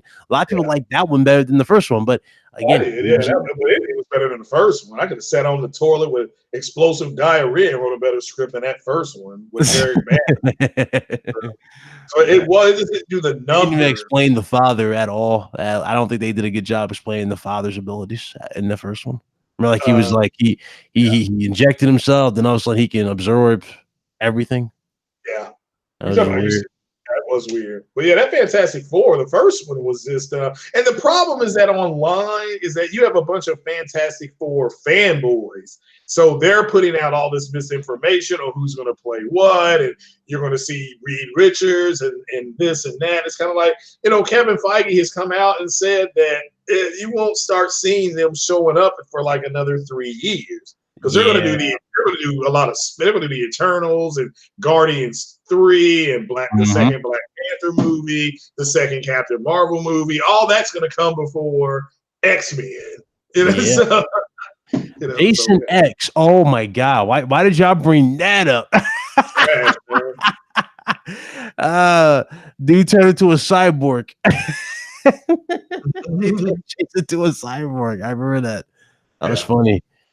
He gets killed by a sexy android, comes back 5 seconds later as an android or as a cyborg, and it's indestructible. Yeah, terrible. That was funny. Terrible. That was terrible. Free flow trash. Yeah, this summer has been disappointing. That box has been. They're hoping Spider-Man saves the box, at least for the. Yes, because we're at the mid. I'm not worried about that. Yeah, but I will say this though. I don't know what's going on with Sony and these trailers. Sometimes, sometimes they show a little too much with the trailers. I only watched one because Sony always. There's like so many that have revealed stuff. Like, for example, they're all titled different too, guys. I don't know if y'all noticed that in the chat, but there's so many trailers for Spider-Man Far From Home. One, there's a trailer that says, Mysterio's identity. Peter flies with MJ through the city. It's so many weird ones. The new suit that Spider-Man gets. It's like, guys, chill. Well, you got to understand, they cut a U.S. trailer, then they'll cut a trailer for over. Yeah, but no, they showed a scene that could have been even more sick if we saw it ourselves, and that was the scene where they were showing off him creating another suit with Happy Hogan. Yeah, that he creates with a 3D printer. Yeah, it was like a crazy. It was like a crazy printer that he did. Yeah, you saw it. Then they spit it out. That he like has like a black suit, that red and black suit that he had. So yeah, it was like, come on, you don't need to see the black sneaking suit that's also in the video game. Yeah, it's the North shield. I think that's a shield. I think Samuel Jackson will give that to him and be his shield outfit. But that makes sense because he gave one to Captain America. Remember, Captain America had the shield stealth suit. Yeah, the shield stealth suit, which I thought was one of the dopest suits in the game in the movies. It was black, and he got like a repainted shield. Remember, his shield was like blue and silver, like a dark blue and silver. So yeah, they gave him a dope shield look in the movie. Captain America was a Winter Soldier, right? Winter Soldier. They did that. Yeah. Which ironically still was one of the best. It's up there. Yeah, I still say to people that one and Logan are really good. But with Spider-Man, it's a good synopsis of the story with him wanting to be with his girlfriend and being a kid because he just came back and he don't want to have to be the leader of the Avengers, and they're looking to him to be a leader. These answers, and it's like he's juggling. Yeah, he's juggling his feelings for the past, but also for the people that he's grown to respect and love here in the future. So it's cool though. It's cool though. It's cool. I expect this movie to be slower and to be a little bit darker and didn't have big action sequences going in from like an action build up, a small one in one, big one in two, then the huge grand finale. So either Mysterio will get exposed, or Mysterio Sony is flipping the way Mysterio is being used, and he's going to be a good guy. So which could happen, and later on down the road they expose him for being a bad guy. That's what happens in the comics. But we'll have to wait and see. I'll be seeing it. Yeah, I don't know if y'all want us to go into spoiler territory for Endgame. Because there's one scene I kind of want to talk about because I remember people were confused by. It was at the end of Endgame. I don't know if y'all want us to talk about it. Everybody should have seen it by now. It comes out. You just seen it by now, but I don't want to ruin it for anybody who might not have seen it in the chat. Let me know. He says no, don't. Okay, he said no. All right, I won't do it because I thought that scene. Well, now Triple J is saying he has not seen it. How could you not have seen that already? You gotta see that, bro. You gotta see. When I tell you, it is a great Great. It was a fun payoff nerd movie. It's just everything is paid off, even if you watch the TV shows. That Yeah, there's payoff for that. I'm surprised by that. There's Yeah. ties from the TV show and the actual end game. A lot of time, even plot holes that you guys might have thought they forgot about, they didn't forget a thing. It's like the director was watching it with you too and knew exactly how this was going to play out. Yep. Just from the first Iron Man movie. That's how well they did it for Endgame. So gotta look at that. You definitely gotta see that. Yep. No, like I said, it was I thoroughly enjoyed it. I mean, that's all I can say. I saw it twice opening weekend, and I went back a third time to see it in IMAX. Man, loved it. The IMAX was pretty cool. One of the dopest superhero movies of all time, by far. Yeah, someone said they will get it. You should go see this in theaters. Yes. You should go see this. It should be experienced on a big, huge screen. Relax and just enjoy. It definitely deserves that type of thing.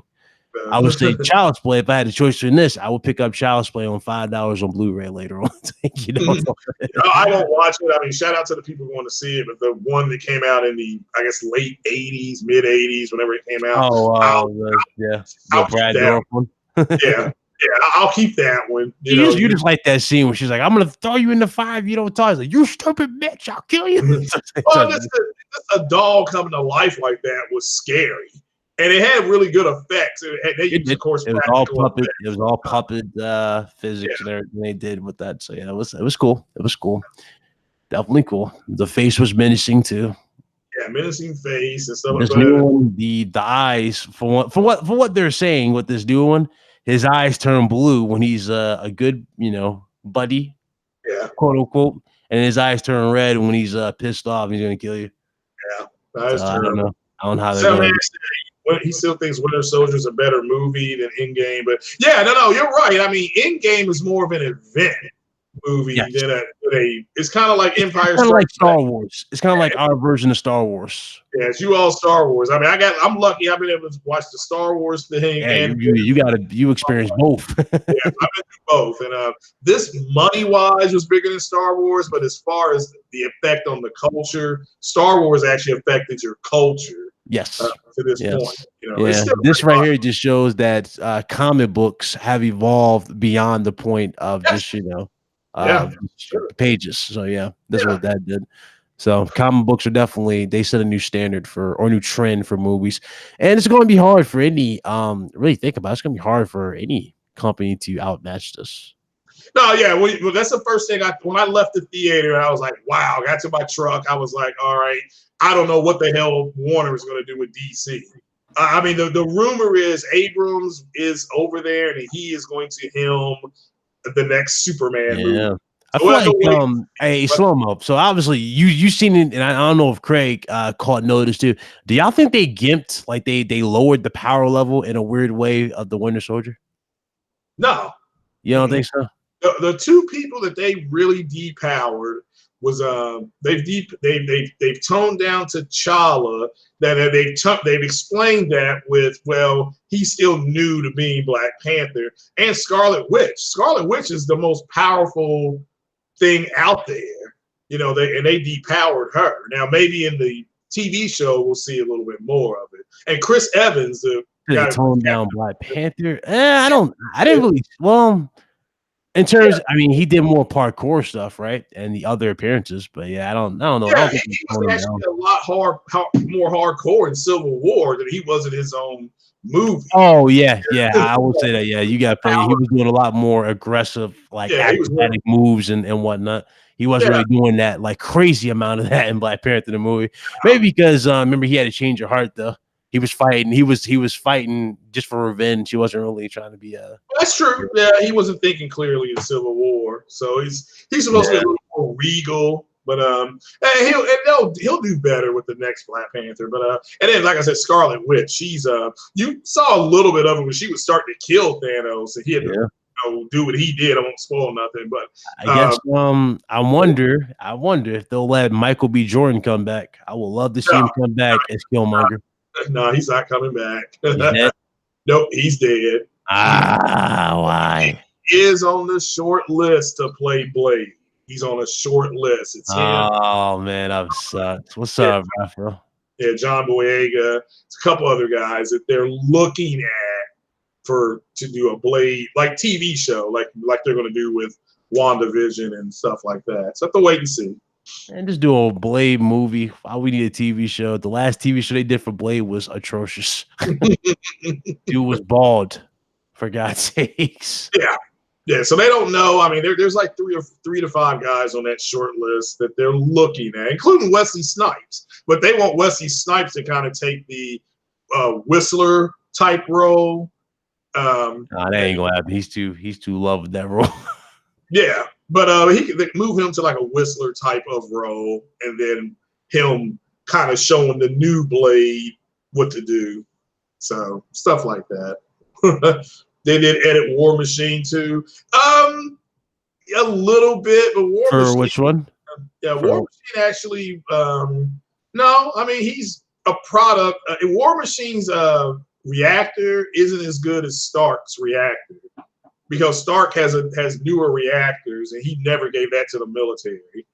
So War Machine is still powered, but he's not like he's like a big step down from Iron Man's, especially the Mark 85. You talking about the suit? Yeah, like the suit in Endgame is actually a buffer suit, but yeah, it's actually it's not superior than Iron Man's tech. It's far behind. Yeah, it's much more military grade. You can tell. So yeah, they put more prototype weapons on the new War Machine suit. No, I did not see that, Sam Ash. So and who cares, man? Those dudes, they're over there because of like Ryan was talking about earlier about YouTube taking away Hangouts. They're over there screaming it's censorship. So I mean, they're mad as hell over there. Yeah, unless YouTube does something crazy where they block Discord. I mean, yeah. I don't know. YouTube, that's a different service. It's just that Discord is they're blocking Hangouts, meaning that you can still do a Hangout. It's just when you go up to the top of your YouTube page, there's a camera there, and it says create video or post. I mean, you're gonna have to create it from that, and then you're gonna have. Yeah, the question is who actually uses that and actually managed to make that work. Well, that's what people are gonna have to use. They're gonna have to learn how to. Yeah, because it's just webcam. You need a webcam for that. Period. Well, you can. Well, that is one way they're cutting down on quote unquote hate speech, because. Yeah, I can see that. You have to put a face to the name. Yeah. Who you are. They think that will curtail. This won't be happening though. I got a way around it. We got ways around that. Yeah, OBS. I think because they were just talking about this with, like I said, in Black YouTube that they call it, and they was like, look, the people who can already use OBS and things like that, they're going, and Twitch, they're going to be fine. Like you can. And I don't know how to do it yet. That's why I'm hoping to get Cool Cat Terry on and to do a tutorial, because I want to do a podcast from Twitch, not from YouTube. And when you go over there, it is ridiculous all the stuff you have to try to put in just to. I stream to Twitch, but I'm not. I haven't set up a podcast yet. I want to set up a podcast and start podcasting from Twitch. Yeah. So you try to be like throwdown show, basically. Well, yeah, I just want to podcast. They do theirs on Twitch and have it go to YouTube. So yeah, which I understand. It's you have the key that you put in. You have to put that in, and but I think so. And if you key it from OBS, it's going to go right back to Twitch. Right now, the reason why you all can see me stream my Jet Simulator and Mass Effect when I stream PC games, because I put that key in. I can key that right back to Twitch, and so I understand that much. But yeah, I just want to do. Slow-mo saying he heard is done in September. Yeah, right around that time. And again, we knew this in March, because I remember there were some tech guys who came on and said that Google has not updated Hangouts for like a year and a half, and they're going to get rid of it. And the guys were saying that, so. We knew in March. It was just a matter of when they gave us the date when it was going to end. But yeah, you'll see more people on Twitch and OBS. That'd be the first. Yeah, but more likely, you're going to see more people on the Discord. What's up, Carlos? What's going on? Yeah, what's up, Carlos? He said he's old. I ain't gonna lie. Yeah, I'm mad about that too, Slow-mo though. Even though he's old, I'm mad they didn't give him a proper send off with Blade Trinity. They could have just ended it off with Blade Trinity. I mean, you killed Dracula. Who's more powerful than Dracula? Yeah. Blackula. And somebody said they depowered Ultron. Yeah, and they had a different kind of creation for Ultron. So you're right. They did do that, Freddie. Freddie 2916. They depowered Ultron. Yeah, they depowered him. Yeah, he was extremely powerful. So his power this time was the ability to be anywhere at any given time. So which is powerful. But being self-aware, yeah. Yeah, but it was he's basically Skynet. There you go. He was Skynet. Yeah, he was their version of Skynet. So and they're right. I mean, I preferred it as far as my favorite Avengers movie. It's still Infinity War, then Age of Ultron, then Endgame, and then the first Avengers, and when they got it started. But your favorite, in that order. But Endgame is an event that you should have went to the theaters to see. I mean, you got to go and soak up that sound. Go see it in IMAX. Get that great picture. That new audio system there. Oh man, great. Yeah, we had Dolby here, Dolby Atmos here. So I saw it there, and it was like, and you pay that ticket price, like, man, $14. Good Lord. But once you see the movie, it's like, shit was worth it. every penny. Dude's like, oh, it's too long. You're not a Marvel fan if you think that movie's too long. That's fan service right there. It was long, but they told everybody that be prepared because they have to wrap up all these open stories, and they did. So everybody got a payoff. And that would make sense though. That would make sense. They probably get rid of Hangouts. Notice that. Y'all notice that everybody the notification thing. They've updated the notification thing where it says you can select from all to occasional, stuff like that. So kind of makes sense. Yeah, they really are trying to censor YouTubers and everybody. But hey, I hate to break it to these journalists, but y'all suck at your job. That 9 times out of 10. Well, I mean, you had a guy. What's up, Blackbeard? Over 100 videos on Brie Larson just tearing her down, and he did another. Yeah, so it's dude, people like that got to go, and this will make them live stream it and show their faces. Yeah, you seen the outcry for people that was talking about her haircut and Endgame, which I liked. I don't know why people were bitching about her haircut, but some people were complaining about her haircut. People, same haircut that she has in the comics. Like it's the comic look. She cut her hair for the comics. Jesus Christ. It was funny because she had to cut her hair. Pretty sure they filmed her part in Endgame before they filmed the movie, so they had to cut her hair. Then they had to grow back. Then they had to film her. That scene where with Thor pulling the Stormbreaker, he's like, I like this one. Yeah, all because he wanted to go kill Thanos, and so did she.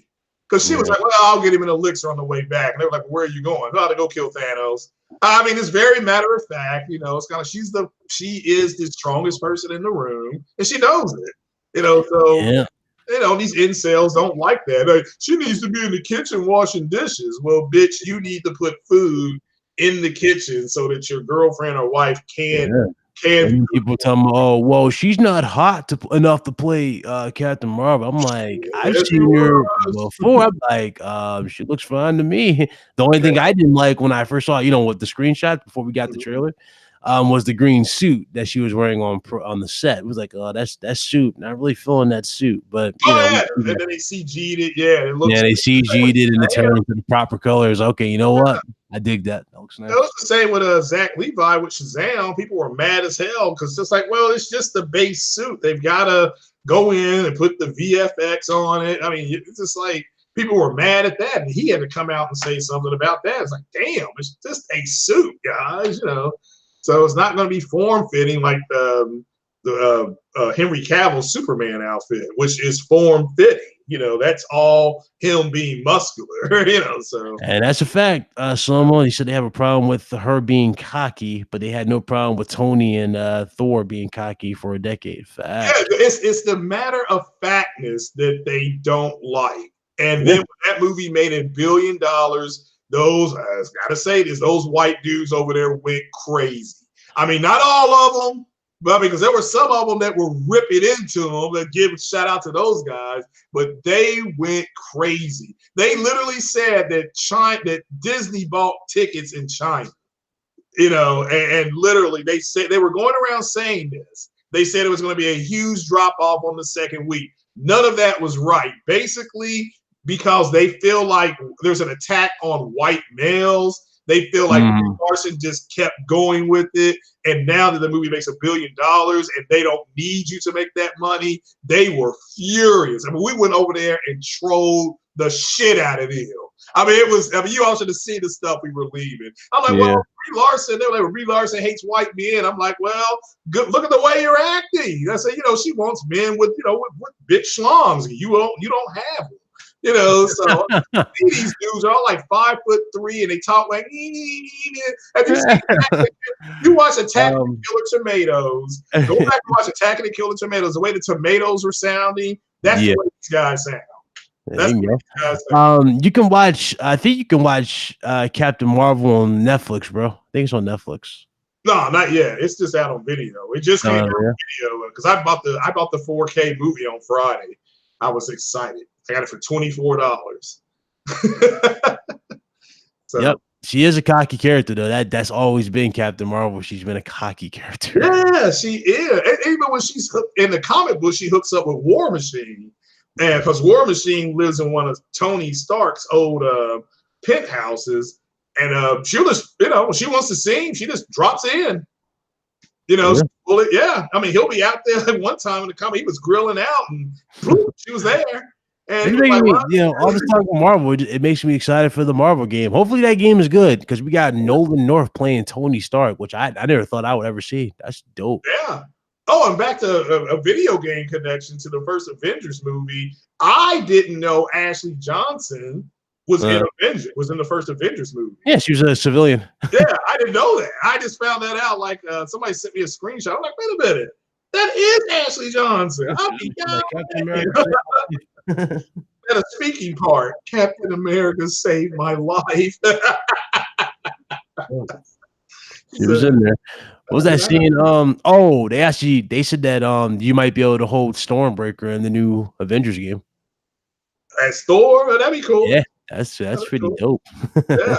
I mean, Avengers game, I'm getting that on that'll be Stadia, 60 frames a second on that. Oh, watch it fail. It's gonna be pixelated. You're gonna look silly. No. But you did hear pixelated, man. This game looks like trash. I'm like, your internet is trash. Well, you do know it's going to be true 4K according to Digital Foundry. It is true 4K. On what? Stadia? Oh no, on the Pro. They did the Pro breakdown, and they said it is true 4K.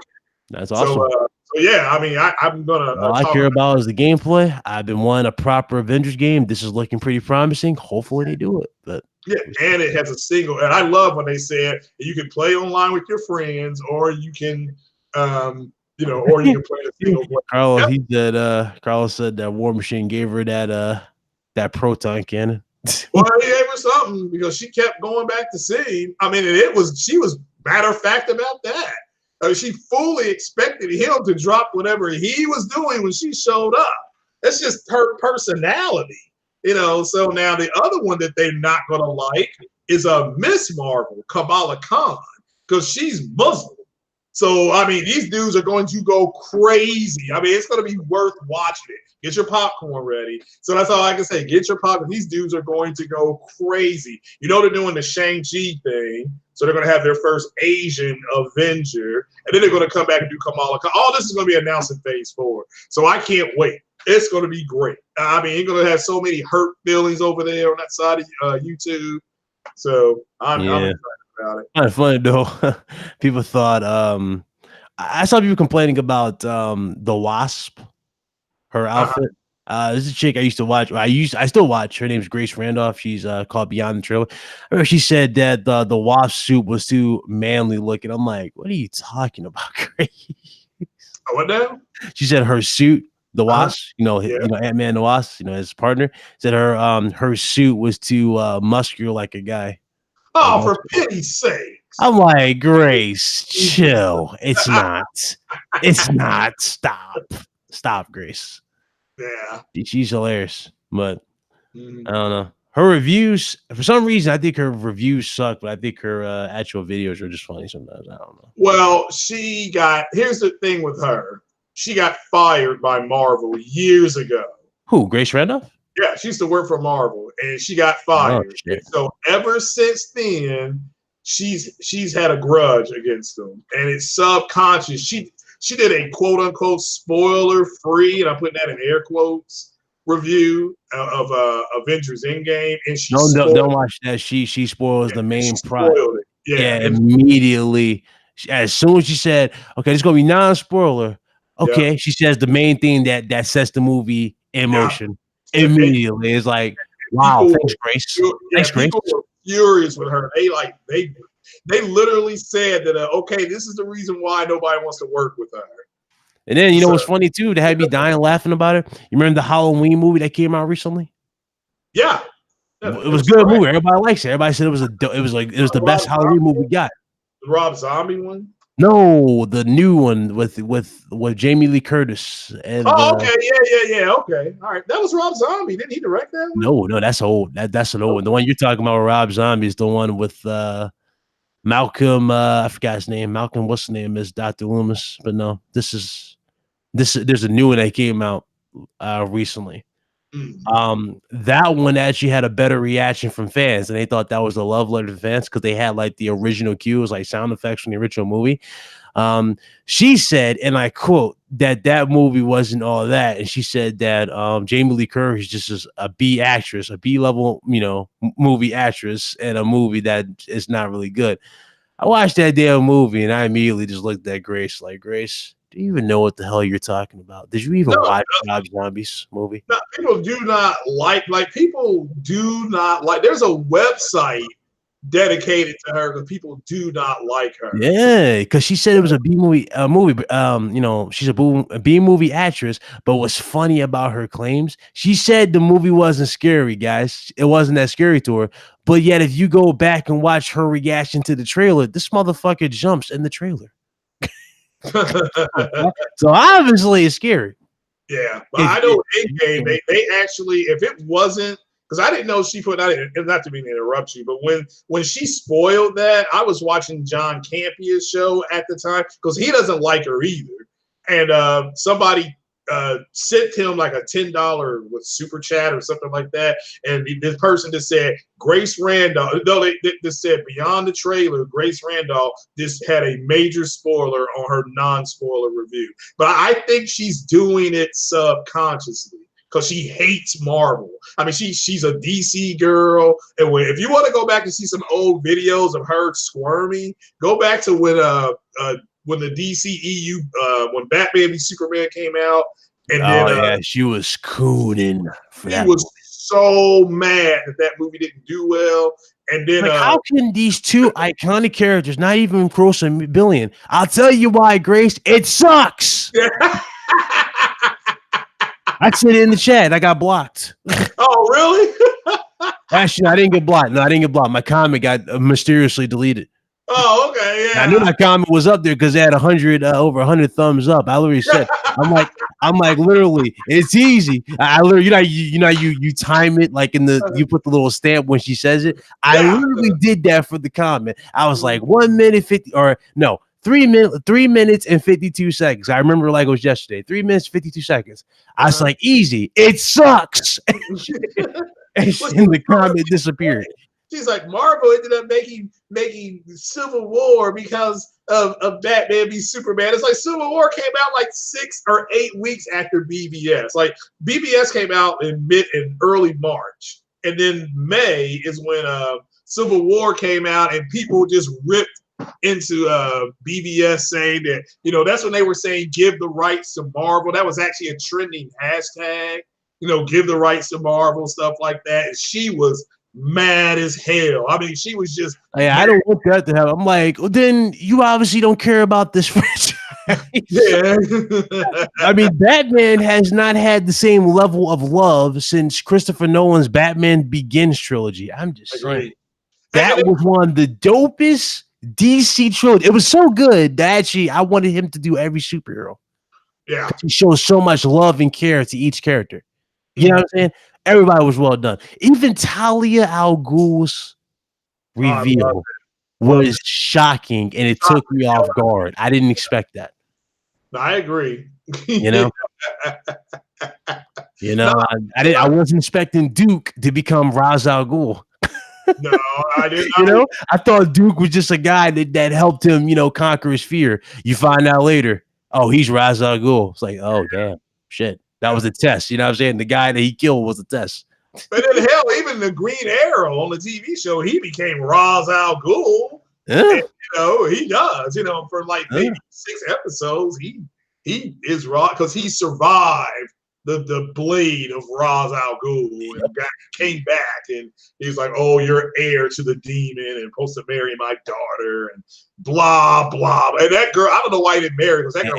And do I need to bring? Hey, Chris, do I need to even bring up the perfect ending for that trilogy? Do I need to bring up Bane? How well they did Bane?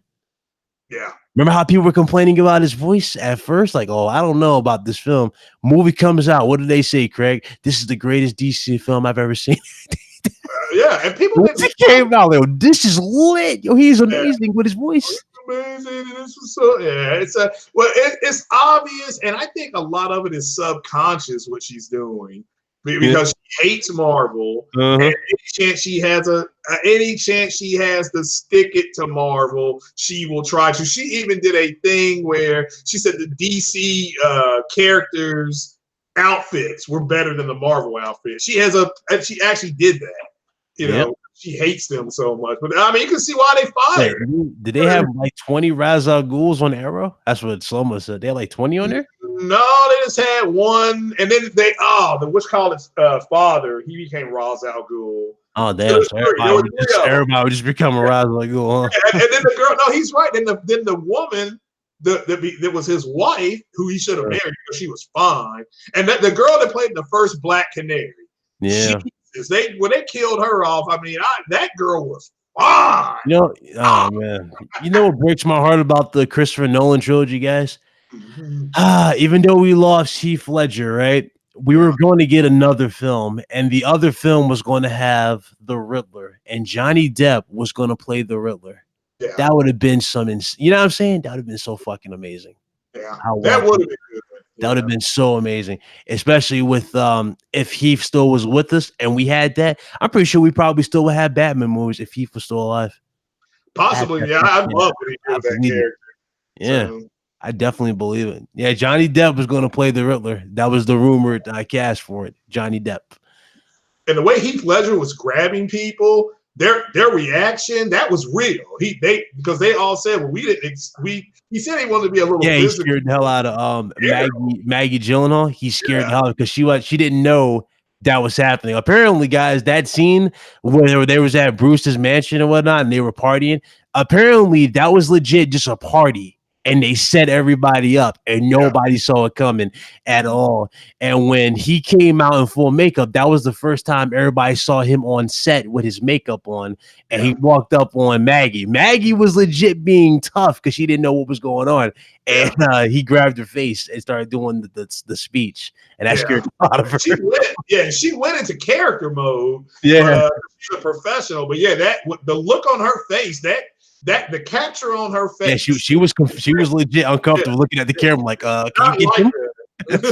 He's on my face. Shout out to Carlos. He said Tom Hardy's a very underrated actor. He's by far the best to do Venom thus far. I'm hyped. He liked it. See, the thing that Marvel does is that they find producers that love what they're doing, and they directors that really they have a good vision, and they find actors that really like the role. I mean, again, they find actors and Tom Hardy lobbied for that role. He lobbied. He really was. Yeah, he really was. He did. He really did support that role. It was crazy. It's a small world, but his girlfriend, in the movie, right? The one who plays his girlfriend. That's Heath Ledger's wife in real life. I did not know that. His widow. Yeah, that was his wife. So that's a small world. She came back to, DC DC superhero like films, even though her husband died, but she still does it. But that was cool. That was cool. I did not know that.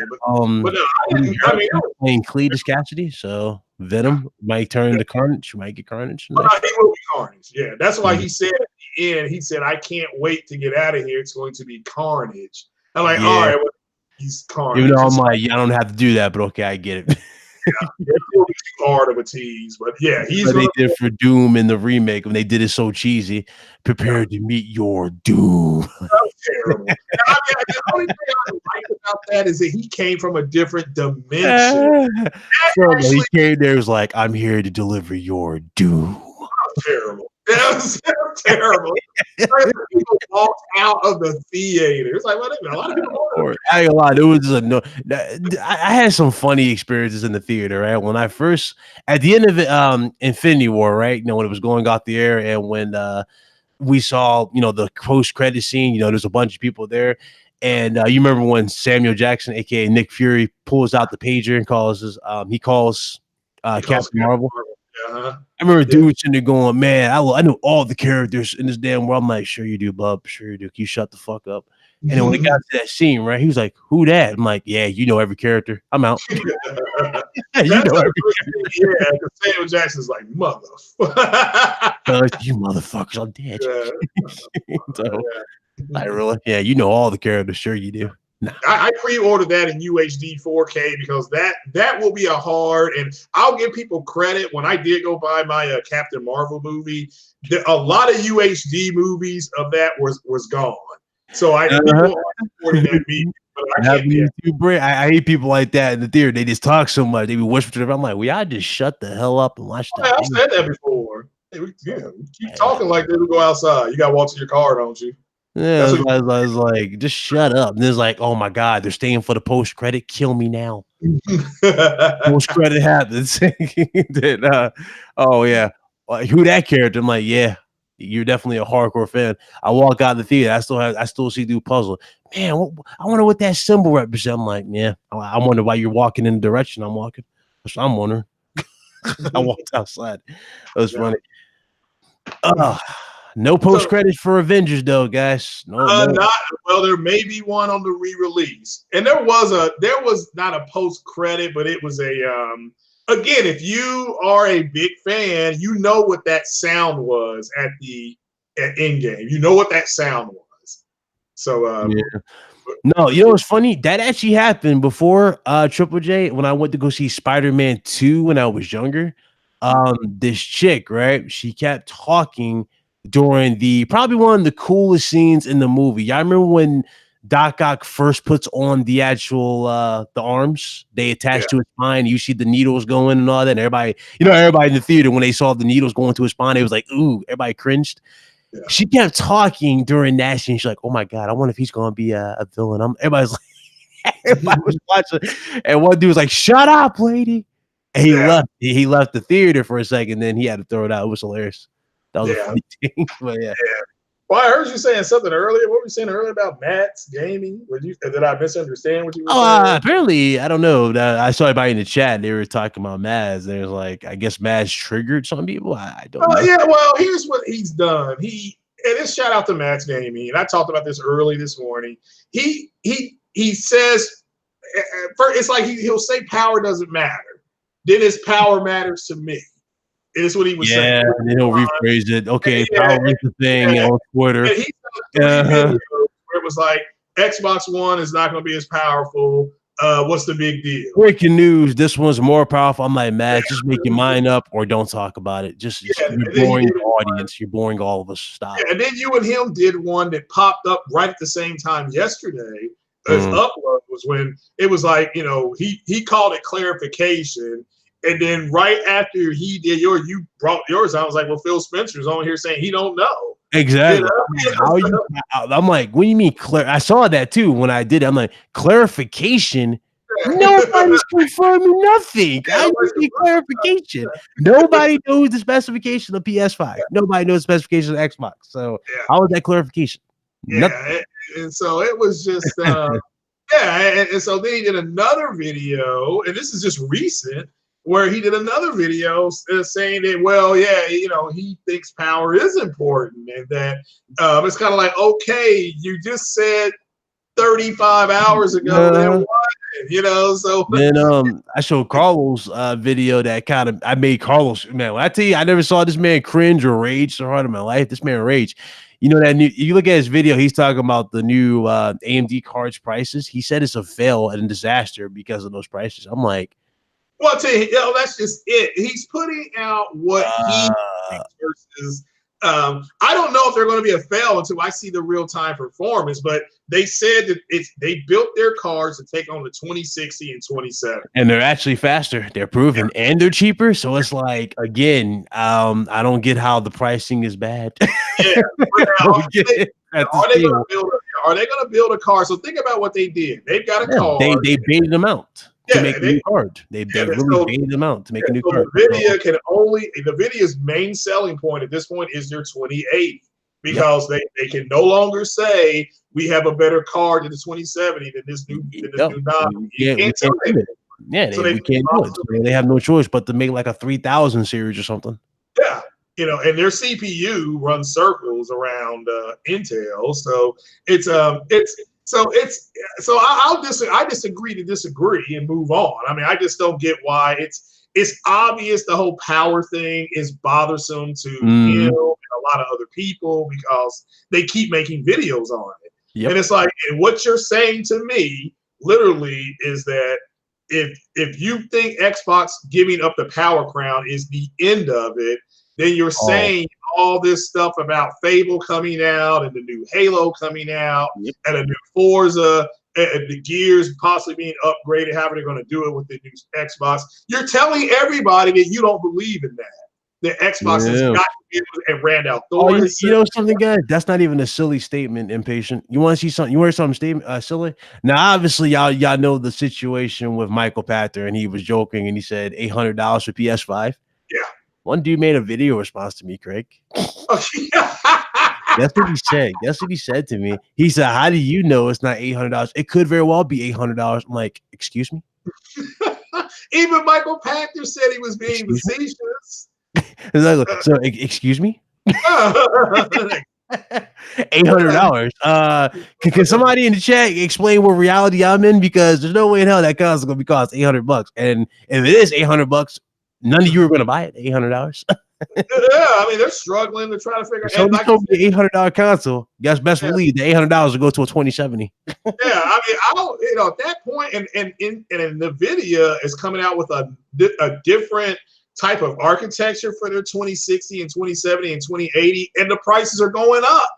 The prices are going up again. That's why I put that out this morning. Like, this is why NVIDIA is straight trash.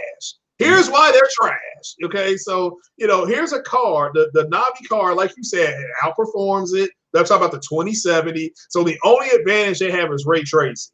That's it. You're paying for ray tracing at this point with the 2070 and 2080. So that's fine, but my God, don't tell me it's better when you walking out $1,500 light on your pocket. You know, so you know, that ain't good. What up, Blue Horizon? Right? It's funny how I'm just now noticing it says Horizon. I had to piece that together. What's up, Blue Horizon? I used to always just call him Blue, but what's up, man? Man, that's crazy. Yeah. So I just guess people are tired of the clickbait. Yeah, that's why I don't really cover, like, you know, I'll talk about gaming news, like, you know, PS5 whatnot, but even I'm with the people at times like, yeah, I'm a little bored talking about some of this stuff. So well, to me, we already know it's going to be performing at a Vega 64 level. We already know that, so it's just time to move on. The Vega 64's got 12.6 T flops. So now, is it going to be 12.6 T flops? No. Because they're going to be able to maybe do it at 10 T flops, but give you the performance of 12. So that's it. That's the end of the discussion. You got a lot of games to come to though. Like no, there's a lot of potential games. So yeah, a lot of potential. Second map. Yeah. And I'm excited about it. So I mean, I'll buy it. And but I don't know about being a day one because I need to see how much it's going to cost. I need to see the performance of the games. And when you got the CEO or the president of what's the name of that company, Platinum, saying, guys, it's not going to be that innovative. I mean, he has said that. Yeah. So he said it. So when you have a developer who does, and then what was the other thing, Ryan? Microsoft, was it Mike Yabba Do Yabara said like nobody knows what the final dev kits are. It's like that doesn't. Yeah. Okay, He just and Albert Pinello, I think, said something like that too. said, okay, well, think about this. If they're going to show the consoles next year, that next year E3 is 51 weeks away. 51 weeks. So guess what? This thing goes into fabrication probably at the end of Q3 of this year. Fabrication, meaning that next CES or E3 or something like that, you will be able to see something, because AMD is not going to walk out there after announcing this year that PS5 and new Xbox are going to have their architecture and hardware in there and not show it running at some point. So these people are just dumb, and they're like, and I just said to people, look, they may have an iteration of the dev kits. And now they can see, well, this one's going to be more powerful. Yep. So I saw that Slow-Mo. I saw it. Yeah, he did dodge every single question when dude was saying about games from their studios going to PlayStation or possibly being on there. It could very well be through like a service like Xbox Live. Yeah. So it could be like that, because remember, they already turned Game Pass, like I said before, Slow-Mo, numerous times on the channel. I say Game Pass could result in a bigger service where they will have Xbox Live Gold connected to it, and they'll bring more to another platform. So let me say this real quick to Slow-Mo. I came on to Scumcast and I told you guys exactly what's going to happen. It has happened. So dread it, run from it. Destiny arrives all the same. So it's time for you all over there to bend the knee and kneel before Zod. And accept this. And Game Pass will have it, because they're doing Game Pass is going day and day on PC. So again, it's sad that's even a thing, because they said they were changing Gears of War 5, right? They said they were changing things with Gears of War 5. Yeah. And even with them changing Gears of War 5, we didn't see the changes. We didn't see the gameplay. The single. We're going to see something. My understanding is in July. That comes out July. No, it comes out in, is it August? It comes out in 6 days. Does it come out in August? It said 3 months. It was 3. Wait, okay, so maybe August. I'm pretty sure. Yeah. So we'll see some gameplay next month, is what I've been told. But they pulled a lot of the violent games off of the stage because Nintendo requested them to do that. Yeah, and then okay, I'll believe that when I see it. But Microsoft is going to publish to Nintendo. Yeah, true. Microsoft. But that's kind of weird though, because Nintendo has Bayonetta, and Bayonetta literally gets naked in her comment. Yeah, well, again, but Nintendo is, if you come to me and we strike a deal, and I'm like, yeah, you can publish to my platform, but your presentation, and you're not going to show this violent games, because in order for us to sell kid friendly, you have to show kid-friendly games. Why didn't they show the goddamn deer drinking a Coca-Cola can? Because that's a kid-friendly game. So it's over. They are, you said it yourself. They're a third-party. All right, look, Game Pass to PS4, 2022. I'm calling it 2022. So we'll have to wait and see. Colombo coming at you today. You said that Halo will launch on PS5. You and I didn't say it would launch. I said it would eventually get there. Lo and behold, about a month after I told you that, a report comes out that's been verified that they tried to put all the Halos over there. I don't know. Maybe something more has happened than just that, Slow-Mo. Because remember, they're building Nintendo's online infrastructure. I forgot all about that. People are forgetting that too. That they're building their online infrastructure for Nintendo. So, and at the end of the day, we told you all this was going to happen, and you all didn't want to believe it. It's happening. So we don't care what you guys think at this point. We told you the truth. You can kneel before Zod. You said in 2020. What's up? Prime time? What's going on? 2022 Game Pass to PlayStation. So they're already. What's up, man? Good to see you. I ain't seen you in a while. What's going on? Man, it's a lot of A lot of crazy shit going on. I mean, that Terminator thing, really, I want to see more of that. But again, that Terminator reveal. You're gonna get it on PC, aren't you? Yeah, I get on PC, but I want to know what's more like. What else are they doing with that Terminator thing? DLC. See, I want to play that Lego race car game. I'm Bowdy Bowdy, isn't that what the kids say? I'm Bowdy. I'm Bowdy on Lego. Give me that deer game. You want that Lego, really? Legos. That Lego, which is a kids game that Nintendo's gonna love. Yeah. So, I'm picking up Switch. I am legit sold on the Switch. I am picking that up. Astro Chain looked amazing. Yeah. Shout out to those guys. Wow. Yeah, it looked amazing. And they said the new Switch is going to be coming out. It's going to be able to run 1080p 60 like good. a hand. I mean, good. That's cool. They also talking about a smaller one too. I heard rumors of that too. So really, it's cheaper one. Go for a cheaper one, like cheaper model. So odds are this damn console might end up being like a 3DS. I'm telling you, they might go that route, like 3DS. You know, obviously the sides can be detached or whatever, because that's the gimmick. But they might go that 3DS approach. Yeah, well, I'm excited. You know, I mean, I can't wait for Microsoft admitting that they're willing to publish their games first party on PlayStation. It gave me a chub. You know, we're being right all the time. I had a nice little chub going to bed. Who's getting Luigi's Mansion? Did Luigi's Mansion do anything for anybody in the chat? That was pretty cool of a reveal. Yeah. I like that. I thought we were getting Donkey Kong, guys. I thought we were getting Donkey Kong. Then they trolled the living hell out of us with Banjo-Kazooie, but it's also like a jab at the competition. They came out with Banjo-Kazooie that's going to Smash Bros. Like, I'm like, oh, here goes Donkey Kong. Here's my pre-order. I'm buying this right now. And it's like, oh, it's Banjo. But again, that's a good announcement. Yeah. No, I just I love hearing the what's it called? The hurtness of the Xbox with it. But what do you think about damn, what was I going to ask you? It was important too. Hell, I'll have to come back to it. Was it for Xbox or PlayStation? It was an X. All right, here it is. What do you think happens to the Xbox community if PlayStation 5 is more powerful? Now, I mean, because we don't care about the power and all that kind of stuff. We got PCs. But what do you think they're going to be saying what we've been saying for months. Again, it's all about the games. So it's literally going to shift. That conversation is going to change to them talking like we've been talking for months. It's like, yes, one's going to be more powerful, but at the end of the day, it comes to the games. I remember every time I say that, people get triggered or people come at me going, oh, you're damage controlling.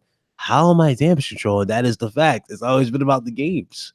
PlayStation 3 was the most powerful console last generation, and ironically, did it have the games at the start of the generation? No. Had one good game out of like 17. One. And that was Resistance. And that was a first-party studio game. The other games were third-party multiplats, and those third-party multiplats ran and looked like trash. Yeah, I remember playing Grand Theft Auto. I don't need to remind you guys of Mobile Suit Gundam Crossfire. That was terrible. That was on there. Lair was a first-party game, and Lair did nothing for the PS3. It looked good, but the controls were annoying. Was there big? Didn't PS3 have a big online game? And they were supposed to be. It was supposed to be like Mag. Yeah, they were supposed to be 60 on 60 and all that kind of stuff. It was trash. Yeah, it was that. It was Mag, and they never built upon it, so we never got a sequel to Mag. They had Kill Zones, obviously. We had Kill Zones. Oh, that's on the ask you. We get that Forza and game, and that way I can give you the smoke on that Forza Lego. Can it be funny if we could crash into each other and then your Lego? I have the other one on here. That Game Pass. I just got to renew my Game Pass subscription. I think it's $1 right now. I got to renew mine. I'm going to download. Is it Everspace?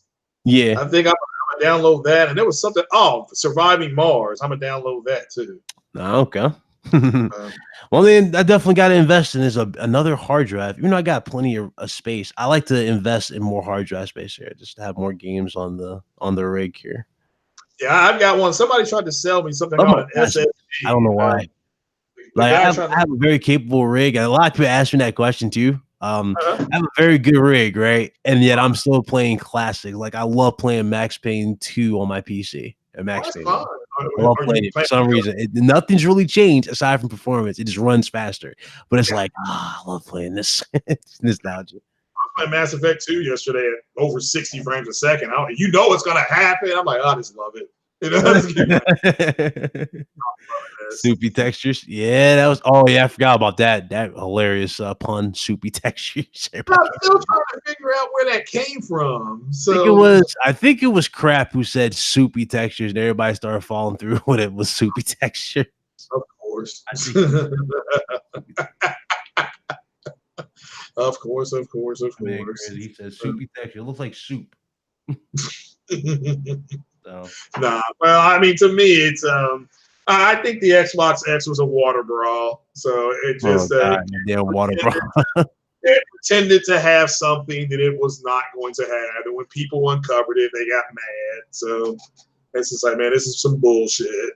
So and this whole thing, all I do is play multiplayer games. I just want to play multiplayer games. Okay, well then, can you explain why Sony and Nintendo are always beating you at NPD if all you want to do is play multiplayer games? I mean, obviously that was a bad Oh, strategy. Digital Foundry that said that? Oh shit. See, I'd have forgot. Oh, okay. Damn, Oh, Digital yeah. Foundry did soupy textures? What? Okay.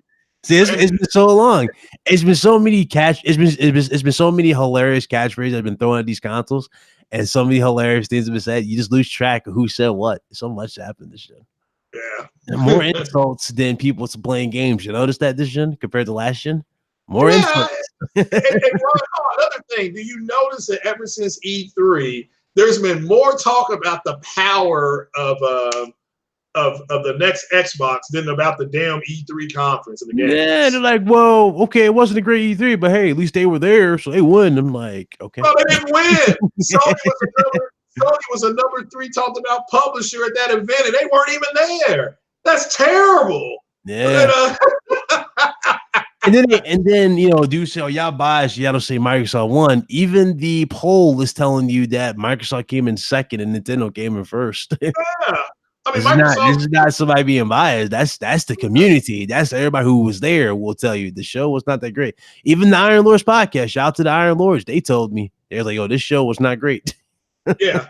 So yeah, they did say that, didn't they? Yeah, and they paid to went there. Keep in mind, they were there physically. They said it was a cool event, the spectacle, being there. But again, the actual E3 was not good. So yeah.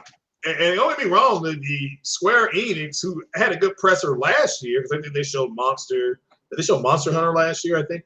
Either last year or they showed it on the State of Play, I think, was it? Yeah, so it's I mean, by far, I mean, Hey, Sony, slow-mo, remember, it worked, but hey, it in our opinion, it sucks, right? Slow-mo is it's not universally panned right now, so in our opinion, it sucks. And that they announced everything for the other people, they announced all the good announcements, so whatever. I mean, that's the damage control I'm saying, so it's whatever. yeah. Like, oh, they show more multiplats. That's all I came here for. I'm like, oh, so you came to E3 just for multiplats. No one knew announcements from the studios. Awesome. Gotcha. And again, I never said it. So it was disappointing that there was a lack of gameplay. I mean, that's just it. But Sony didn't have gameplay at their last E3. I'm like, yeah, they did. They're like, well, one of the main games you were hyping up at last E3 was Death Stranding. I'm like, yes, but we also had games to fill the void aside from Death Stranding that had gameplay. So I don't give a shit about. Days Gone, we had extended gameplay for that. Let's go back. Spider-Man, extended gameplay for that. Let's go back even further. We had Last of Us Part 2. Yeah. It was gameplay. Like, they had something. Like, God, there's no excuse for this. What's up, Trey? What's going on, brother?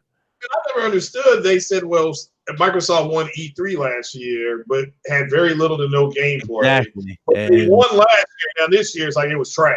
And then they go, well, I'd rather the game be shown instead of it being shown, or I'd rather the game be shown and that it's going to come out the same year, rather to be shown early and then come out later. I'm like,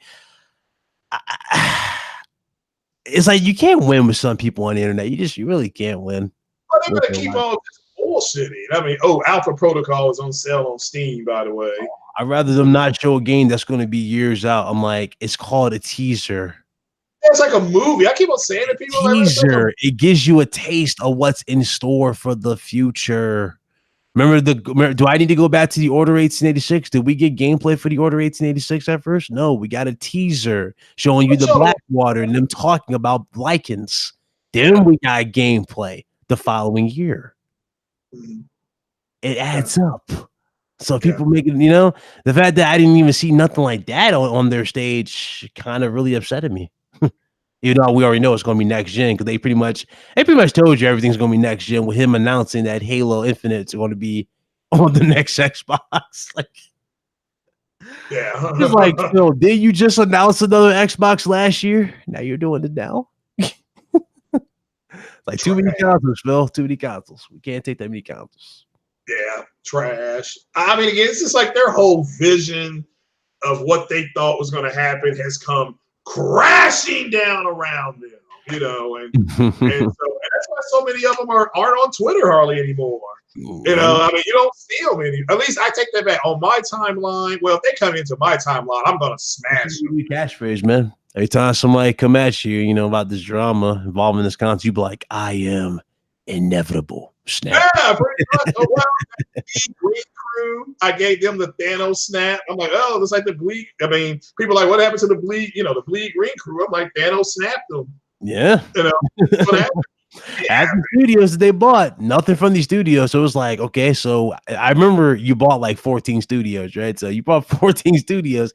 I should at least see a teaser for at least one of these 14 studios. I got nothing. Well, then they bought the studio that did Psychonauts only to turn around and announce it on the PlayStation. Yeah. Like, God damn. I mean, what's the point of buying Psychonauts if it's coming to PlayStation? I just don't get it. I don't get it. You got what's Ninja Theory? Ninja Theory. Now, Ninja Theory was working on Bleeding Edge. To be fair, Bleeding Edge was a game that was in prototype stage. It was already done, kind of. But let's be real here. Bleeding Edge, was that really the main reason why they bought Ninja Theory, because of that multiplayer game? Or did they even not care? Or did they not even care about the fact that they had Hellblade on their hands? You got Hellblade on your hands here.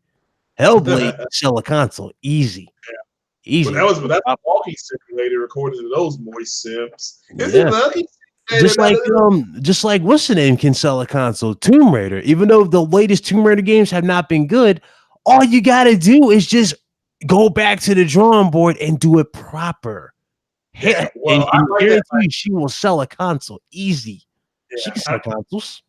Yeah, have the same actress. I think she's good at Laura. It's just I don't think the game represents her voice well. I don't think it does well. Yeah, and that dude got friend zone like Jamaican. Friend zone every chance he gets. Like, dude, give it up. You're not getting the cheeks. Move on, man, please. Yeah, you're not gonna get those cheeks. You just say, look, you want me to go? You know, to come in here and let me bust your cheeks right now, because I'm not gonna put my life on the line. Like Noah, no offense, you the homie. I'm glad that you're alive still in this game, but damn, it's time for you to move the fuck. On. Just move on. She ain't into you, bro. She ain't into you, so it's like she was more into the Prophet from the second game than she had anything. She didn't even know the damn Prophet. He was a stranger. It's like, damn, how did she like the Prophet? Like, oh, by the way, we're talking about this mythological prophet who disappeared, and it's like a god of the world. I'm like, okay, cool. Why do I keep seeing this damn asshole who randomly pops up and disappears like Batman? Gee, I wonder if that was the prophet or not. Well, yeah, I didn't figure that out to the end. Oh, I figured it out immediately because it was at the train part. After he helps you fight, he immediately disappears, and you see the gun left on the ground. That's true. Like, if you are human, you don't leave weapons that protect yourself on the ground. You take them with you and you run. Yeah. You don't do that. So obviously they told me that he was the prophet. So much. Well, like I said, I missed that one. Yeah. But no, I didn't know until like the very end. I'm like, oh, that was the prophet. Cool. Yeah. Didn't know. I was, but I'm still playing Shadow of the Tomb Raider. I'm actually enjoying that. Gotta pick that up. Gotta pick it up. Gotta pick it up just to finish the series. I know. Gotta pick it up. And there may be another one. So Oh no. Oh God, no. God, no. Just let it die. she will become the Tomb Raider. Oh God. And they Watch can them just say call this unleash the one, Tomb Raider. yeah, just call this one the Tomb Raider. That's all you have to do. I'm like, So I could have sworn she was already the Tomb Raider in the first one. Or so was I she thought not? too. Yeah. She got the pistols, she got the guns, she got her Yep. bow, which was a cool new weapon. Yep. She had her pickaxe. She survived everything. Hmm. Nah, not. Yeah. No, I agree with you. I agree. I don't disagree. Well, bro, I'm gonna jump on off here. It's 4. I'm gonna run and get me some chili dogs from Oh, he, Skyline. oh, he said it's in Game Pass. So I get to it. Oh, okay, cool. Well, Yeah. Shadow is not. Shadow of the Tomb Raider is not in Game Pass. Oh, it's not on Game Pass. Oh, Not, damn. not on PC. Rise of the Tomb Raider is. So Oh, damn. He said Tomb Creed, so Assassin's Creed, but Tomb Creed. yeah. That's fun. It actually has turned into that. It felt like that. Just feels forced. Yeah. I don't know. I don't know, guys. I don't know. Just don't know.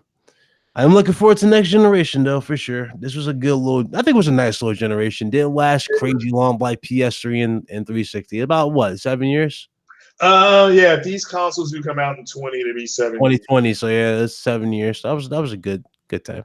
I had a good time with them. Yeah, I enjoyed myself. I enjoyed it. Made a lot of cool new friends in this little console war. Made a lot of cool. Had a lot of cool debates, a lot of cool discussions, and yeah, it was a good generation. I would say for that and whatnot. Yeah. Cool. Yeah. Which is over with now. You'll see no more debates because the console war's over. And You do realize that puts a reset button on everything, right? what's that? That console war debates and all that stuff's coming back because that dudes are gonna be debating again. Well, even though this console's better, I still believe that I have the better exclusives, even though That's fine. Yeah, but all that's closed out. I mean, they've already said that the shit fire, the multiplats are going to be identical next gen. yeah. So 1-to-1 parity next generation. Maybe and again, guys, remember, people are talking about this whole power narrative. Remember, like I said earlier in my last video, everything is identical. Zen 2 processor, check. Navi GPUs, they both have them, check. They're both going to support 8K, check. They both have fast SSDs for faster boot times and performance in games, check. They both will indeed, what else? What was it? They support ray tracing, check. yeah. Both hardware and it, because the new one was, well, Sony's is software based and hardware based is better. It's like, bitch, it's the same tech. Get the fuck out of here. Yeah. It's just like, get the fuck out of here. It's the same shit. So they all do the same thing. The only thing that I would say PS5 will have an edge on Microsoft was, and that's because Microsoft never launched theirs, and that's VR. That's the only thing Microsoft, because Sony has a VR. Microsoft doesn't necessarily have a VR. They have HoloLens, but they never really tested HoloLens or brought that out. They tested it, they never brought it out because I don't know why, but that would have been cool. But I guess it cost too much for HoloLens. So yeah. We were supposed to be eating crow by now, right? I know. Looks like nobody's eating no crow because everybody, we were on point. Yeah, I mean, over here, look, we got avenged. We are the Avengers. We avenged ourselves. So we told. We might not be able to save all the gamers in the Xbox community, but we damn sure will avenge them. Yeah, that's right. We damn sure will avenge them.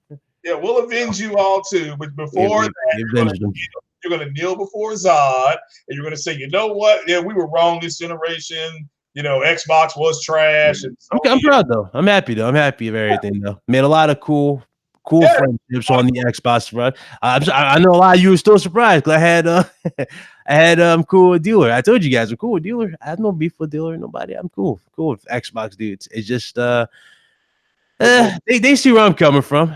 So I'm glad at least that is over with. I don't have to explain myself. That's why I don't really get into console war videos with anybody because I don't need to. Everything's been confirmed. You know what I'm saying? Like I've explained myself very, very good. I've held to what I believed in, and now it's happened. So it is what it is. Nothing but friendships that sparked out of this. So that's the good thing. That's the payoff for. And I met a lot of new people I just didn't realize they were all moist, but they're nice. Moist. I mean, so, It's not.